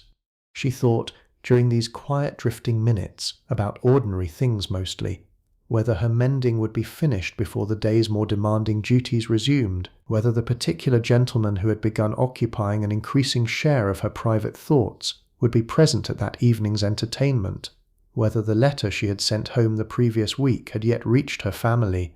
Small, ordinary thoughts, entirely unremarkable, and yet I think there is something worth noticing in how even the most formally structured moments of this life still left room for this kind of gentle, private mental wandering, the mind finding its own quiet paths, even within the most carefully governed hours of the day. The service concluded, as it always did, with a final blessing, and the household rose together, genuflected together, and began, together, the transition back toward the day's more active business. Our young woman felt, as she always did following these morning services, a particular settled calm, not dramatic, not life-altering in any obvious way, simply a quiet steadiness that carried her forward into whatever the day's specific demands turned out to be. I find myself genuinely drawn to this rhythm, honestly, the way faith functioned in this world not as some separate, occasional practice, but as a consistent, structuring presence woven through the entire fabric of daily life, morning and evening both, shaping not just formal occasions, but the ordinary texture of how an entire household moved through its days together. There is a particular kind of exhaustion that comes not from any single demanding task, but from the accumulated weight of sustained, careful attentiveness, and I think it deserves one more moment of honest attention before we ease toward the close of tonight's story. Our young woman had learned, over her years at court, to manage this particular exhaustion the way a skilled worker manages any occupational hazard, through small accumulated habits that made the underlying strain more bearable without ever entirely eliminating it. She had learned to steal small moments of genuine rest wherever the day's rhythm permitted, a few quiet minutes in her own room between duties, a brief pause by that favourite window overlooking the garden, the particular relief of removing her hood the instant she returned to her own quarters, even before attending to anything else. These small habits, accumulated and refined over years, formed a kind of private discipline entirely separate from the more visible discipline her formal duties required, a quiet self-care practiced almost invisibly in the margins of a life otherwise governed so thoroughly by other people's needs. I think this too deserves recognition, this quiet skill of managing one's own well-being within a life structured almost entirely around service to someone else. It required a particular kind of self-knowledge, an honest awareness of exactly how much she could sustain, and exactly what small measures actually restored her. Knowledge she had built slowly, through trial and error, across years of learning her own limits within a role that offered very little formal accommodation for them. The household's physician, a careful, soft-spoken man who had served the Queen for many years, occasionally offered our young woman small pieces of practical advice regarding her own health, recognizing, with a professional eye trained to notice such things, the particular strain that constant standing and constant careful vigilance placed on a body over time. She appreciated these small kindnesses, offered without any particular formality, simply the quiet professional concern of a man who had watched enough gentlewomen pass through years of demanding service to recognize its cumulative physical cost. Sleep, when it finally came each night, arrived with a particular weight that felt to our young woman like something genuinely earned rather than merely permitted, the accumulated fatigue of a full day's careful attention finally allowed to release itself into unconsciousness. I imagine you might recognize something of that same feeling yourself tonight, wherever you are, whatever particular demands your own day has placed on you, that specific welcome heaviness that settles in when a body and mind that have worked hard finally receive permission to simply stop. Let me tell you, before we return fully to the present night, about the particular pleasure our young woman took in the changing of the seasons within the palace's formal calendar, because it offered a kind of gentle, predictable rhythm that structured her years the way individual days were structured by prayer and duty. Spring brought new fabrics into fashion, lighter colours emerging as the household shed its heavier winter garments in favour of something better suited to the season's gradually warming air. The gardens returned to their full formal splendour, hedges freshly trimmed, flower beds bursting back into colour after their long winter dormancy, and our young woman felt, every year without fail, a small private lift in her own mood that seemed to mirror the garden's own seasonal renewal. Summer brought the longest days, the most time spent outdoors, the household's rhythm loosening slightly to accommodate the pleasant, extended evenings that English summer, however brief and unreliable it could sometimes prove, still generally offered. Our young woman remembered particular summer evenings with genuine fondness, walking in the garden long after what would have been full darkness in winter, the sky still holding a soft, lingering light well past what felt like a reasonable hour. Autumn, The season in which we first met her tonight carried its own particular beauty, the gardens turning gold and amber, the light growing more slanted and more golden in the late afternoon hours, a season that always struck our young woman as slightly melancholy, though not unpleasantly so, a gentle awareness of time passing, of another year drawing toward its close, that she had come to find genuinely beautiful rather than simply sad. And winter, which we have already spent considerable time exploring together, closed the yearly cycle before it began again, spring returning as reliably as it always had, the whole rhythm repeating itself year after year in a pattern our young woman had come to find genuinely comforting, the reassurance of a world that, whatever else changed within it, whatever political currents shifted beneath the surface of the household she served, still moved through its familiar seasonal rhythm with steady, unhurried reliability. I think there is something worth carrying with you from this particular rhythm, actually, something that translates rather well into your own night tonight. Whatever else has happened in your own day, whatever particular weight you might be carrying as you listen to this, the seasons continue their patient turning regardless, and there is a kind of quiet permission in that continuity, permission to simply rest tonight, trusting that whatever tomorrow holds will arrive in its own time, the way spring always eventually follows even the longest winter. Let us gather up a few remaining threads before we return, fully to the present night, because I think a handful of practical questions deserve direct answers before we close this particular story. How long did most women serve in this capacity? Typically somewhere between 5 and 10 years, beginning in their middle teens and concluding, most commonly, with marriage in their middle or late 20s, though as we discussed earlier, this pattern varied considerably depending on individual circumstance. What happened to the position itself once a woman departed? It was filled again, almost always, by another young woman from another ambitious family, the same careful process of letters and patronage and gradual trust building beginning anew, the position itself continuing on, indifferent to which particular woman happened to occupy it at any given moment, much like the palace itself, which had housed countless such women before our young woman arrived, and would house countless more after she departed. Did these women maintain contact with each other after leaving court service? Often, yes, particularly the closer friendships forged during years of shared, demanding service. Letters continued. Visits were arranged when circumstances permitted, and the particular bond built through shared proximity to royal power tended to outlast the formal circumstances that had originally created it. Women who had once dressed a queen together finding, years later, that the friendship itself had outlived the specific role that first brought them together. What became of the knowledge these women carried, all that careful accumulated familiarity with royal habit and royal mood? Mostly it simply faded, unrecorded, into the private memory of women who had no particular reason or opportunity to commit it to any lasting document, the ordinary fate of nearly all human knowledge across every century, remembered clearly by those who lived it, and then, gradually, as memory itself faded with age and eventually with death, lost to everyone else entirely. This is, I think, one of the quieter tragedies embedded in this whole story, if tragedy is even the right word for something so gentle and so universal. An entire category of women lived through history's most consequential moments with a closeness few others could claim, and nearly all of that lived experience simply evaporated, unrecorded, leaving behind only the barest official traces, a name in a household account, a mention in a marriage settlement, while the actual texture of their days, their friendships, their private hopes and private griefs disappeared as completely as though it had never existed at all.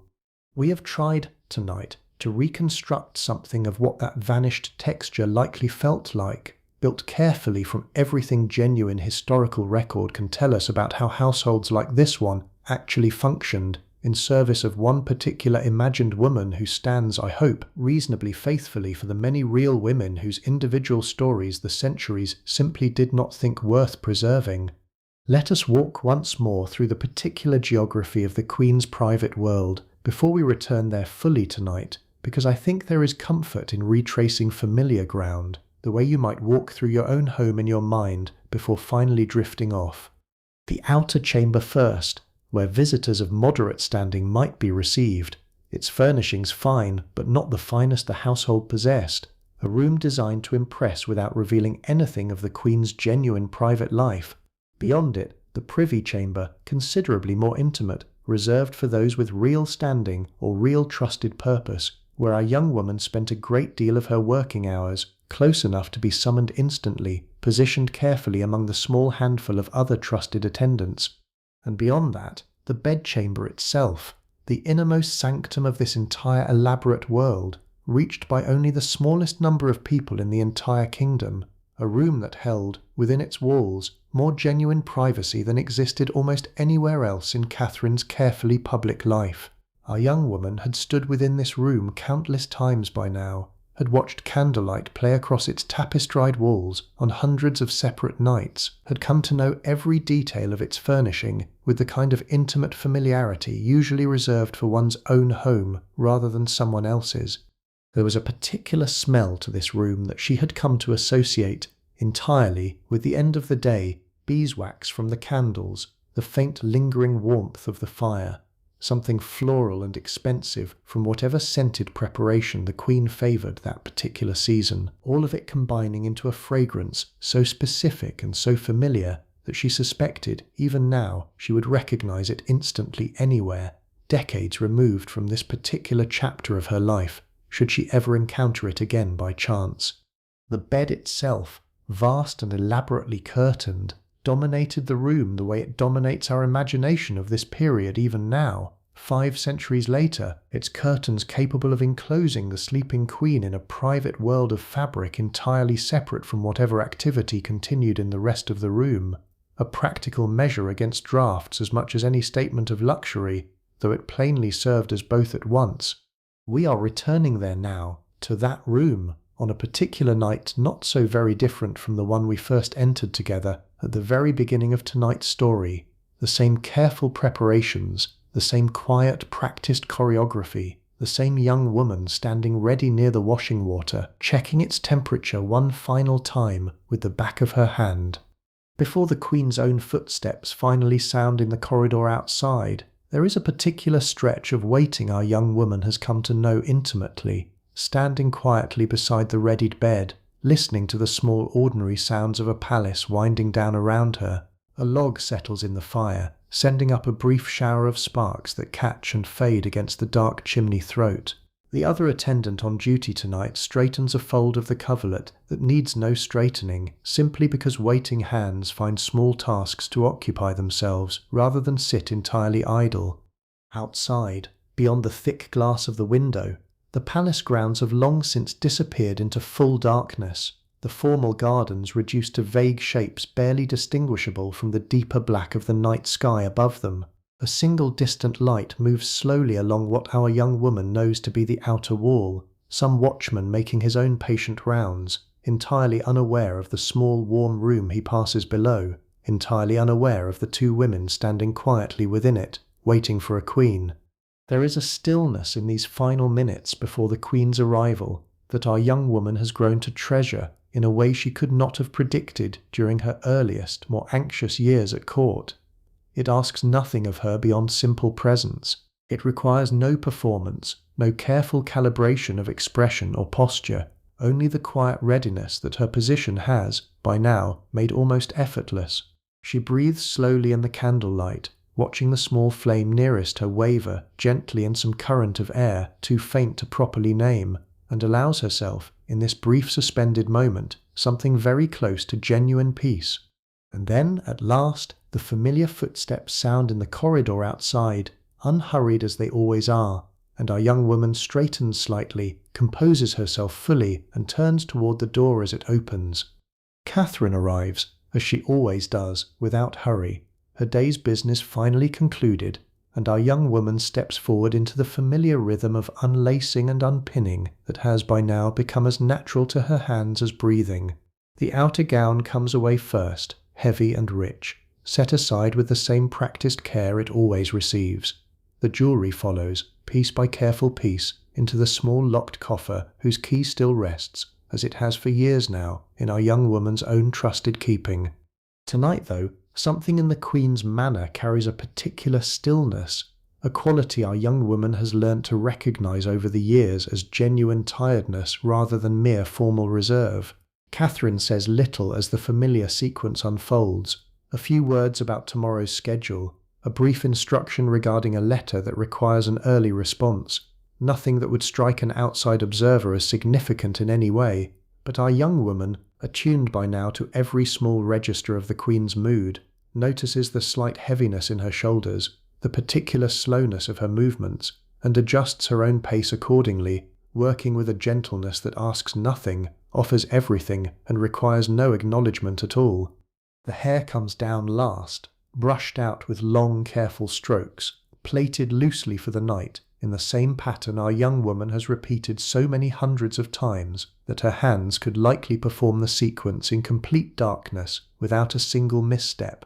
Catherine's eyes have closed by the time the brushing finishes, not asleep, simply resting, and our young woman continues her work in a silence that feels, in this particular moment, less like formal duty and more like something gentler, something closer to the quiet care one person offers another, simply because the offering itself matters. At last the bed curtains draw closed, enclosing the Queen in her private world of fabric and shadow, and our young woman pinches out the nearest candles one by one, leaving only the single low flame near the door that practical necessity, rather than any deeper sentiment, requires to remain burning through the night. She gathers the discarded garments over one arm, exchanges a quiet nod with the other attendant on duty tonight, and steps once more out into the corridor that separates this glittering, careful world from the smaller, plainer one that actually belongs to her. The palace at this hour has settled into its familiar nighttime quiet, the particular hush that only ever arrives once the day's visible business has finally concluded. A guard's footsteps echo somewhere down a distant gallery, steady and unhurried, marking out the boundary of a watch that will continue, uninterrupted, until dawn eventually returns to relieve it. A servant passes with a single candle, some small task still requiring attention even at this late hour, and offers our young woman the same brief wordless nod she has exchanged with countless similar figures across countless similar nights. Autumn tightens its grip a little further with each passing evening, and the corridor feels colder tonight than it has in recent weeks. Our young woman draws her own light shawl a little closer as she walks, the heavy court garment she carries over one arm serving, briefly, as a kind of warmth against the chill even as it waits to be returned to its proper place among the Queen's things. Stone holds this particular cold the way it always has, the way it likely always will, indifferent to the passage of years, indifferent to whichever particular young woman happens to be walking these same worn steps on any given night. She thinks as she walks of everything this single night has held, layered over everything every other night before it has held, the small accumulated weight of years spent moving between these two worlds, the glittering one and the plainer one, the Queen's careful public composure and her own private, invisible labour of making that composure possible. It has been, she thinks, a good life, whatever its particular exhaustions, whatever its particular loneliness, a life that has taught her things she suspects she could have learnt nowhere else, in no other position available to a woman of her particular birth and particular circumstance.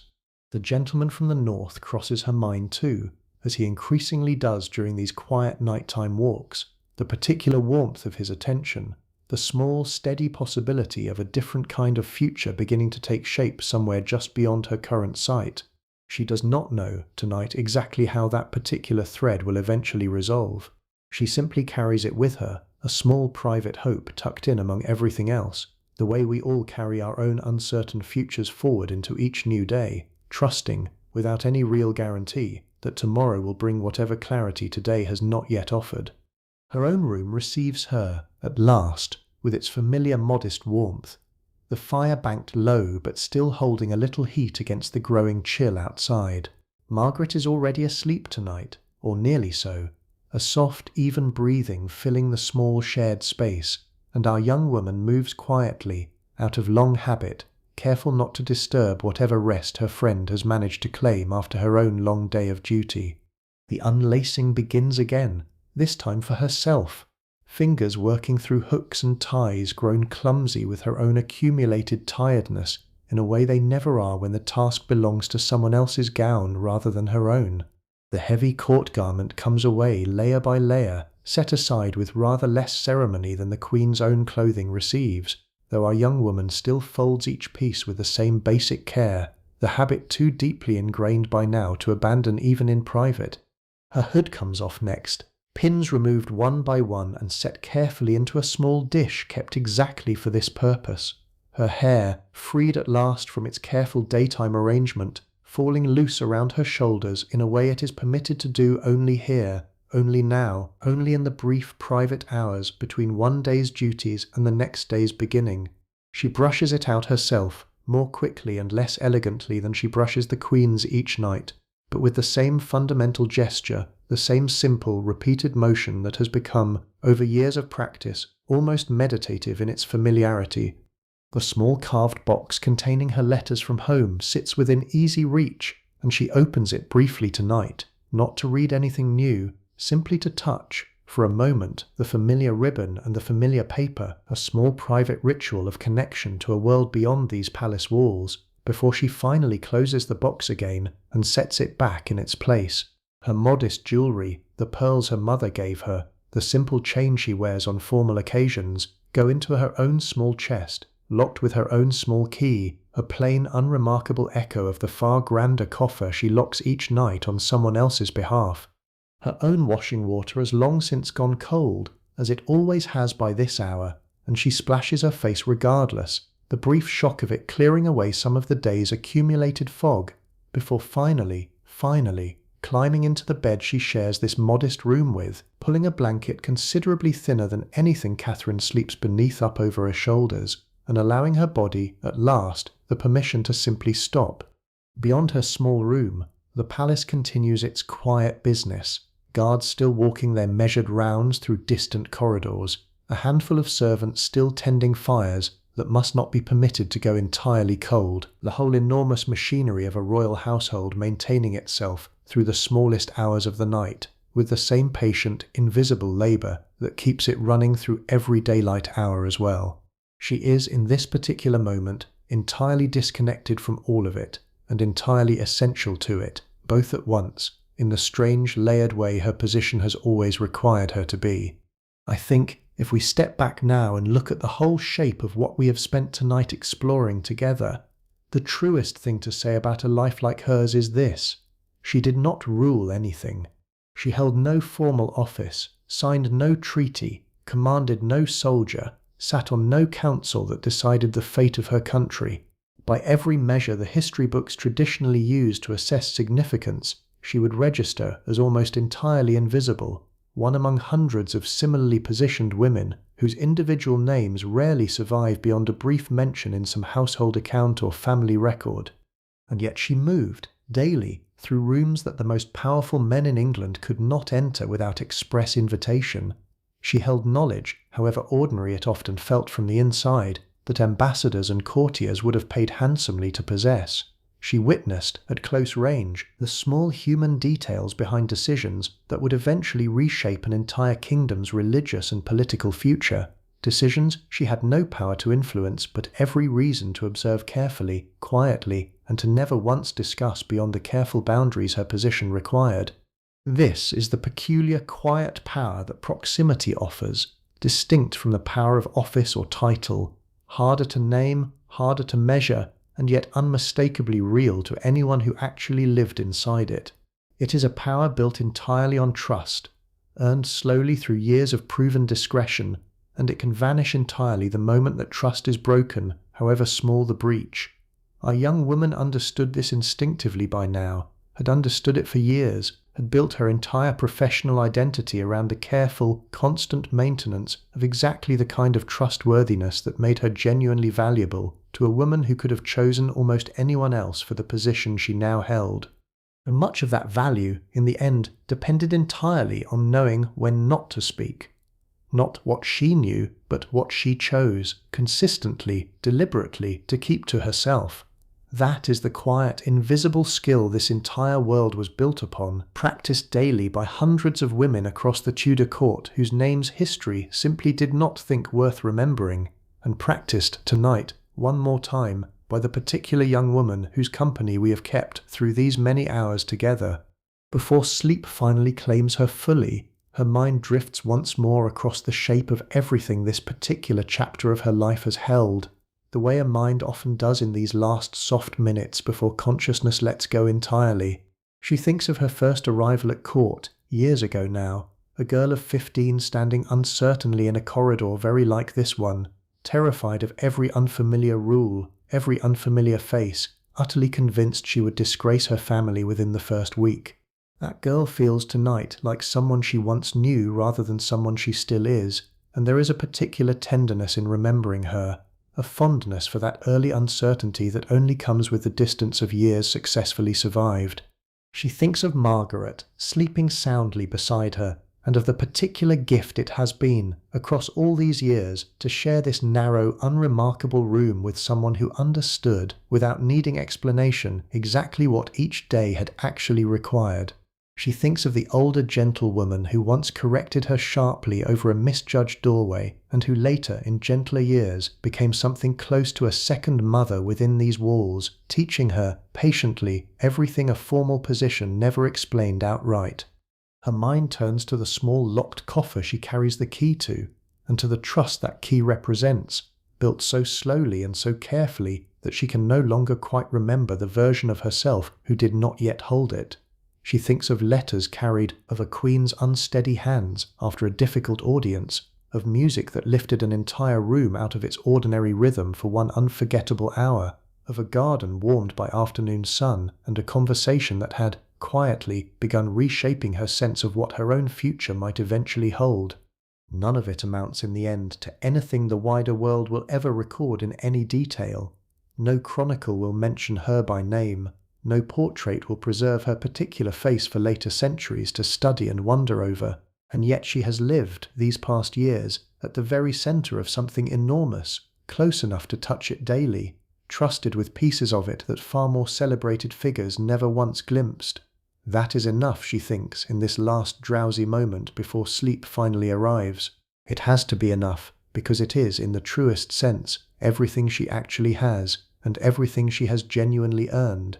Her breathing has slowed by now, the particular heaviness of genuine earned tiredness pulling her steadily towards sleep, the way it pulls all of us, eventually, however busy or however careful our day has been. Margaret shifts slightly in the bed beside her, still asleep, still breathing that same soft, even rhythm that has become, over their years sharing this room, as familiar and as comforting to our young woman as any lullaby. Somewhere beyond these walls, the Thames continues its steady, indifferent flow toward the sea, exactly as it has every single night, for longer than any palace built along its banks has stood, exactly as it will continue long after every person currently sleeping within this particular building has been forgotten entirely, their names lost, their faces lost, their small private hopes and small private griefs dissolved back into the vast, patient continuity of ordinary time. There is something worth carrying with you in that thought, I think, something quietly comforting rather than bleak, the reminder that whatever weight your own day has placed on your shoulders tonight, the world continues its steady turning regardless, patient and unhurried, exactly as it always has. Tomorrow will bring its own familiar sequence, the early rising before full light, the careful dressing, the walk back through these same corridors toward the Queen's apartments, the same practiced choreography of duty and discretion that has shaped nearly every one of our young woman's days for years now. She does not know, tonight, exactly how many more such days remain before marriage or circumstance eventually carries her away from this particular life into whatever comes next. She does not need to know tonight. Tonight there is only this, the warm, familiar weight of a shared bed, the settling quiet of a palace finally at rest, and the simple, earned permission to close her eyes. And somewhere down the corridor, behind heavy curtains drawn against the night, the Queen sleeps too, dreaming whatever dreams a queen dreams, entirely unaware, in this particular unconscious hour, of the careful, constant devotion that surrounds her even now, even in her sleep, even in the smallest, quietest hours when nothing at all appears to be happening.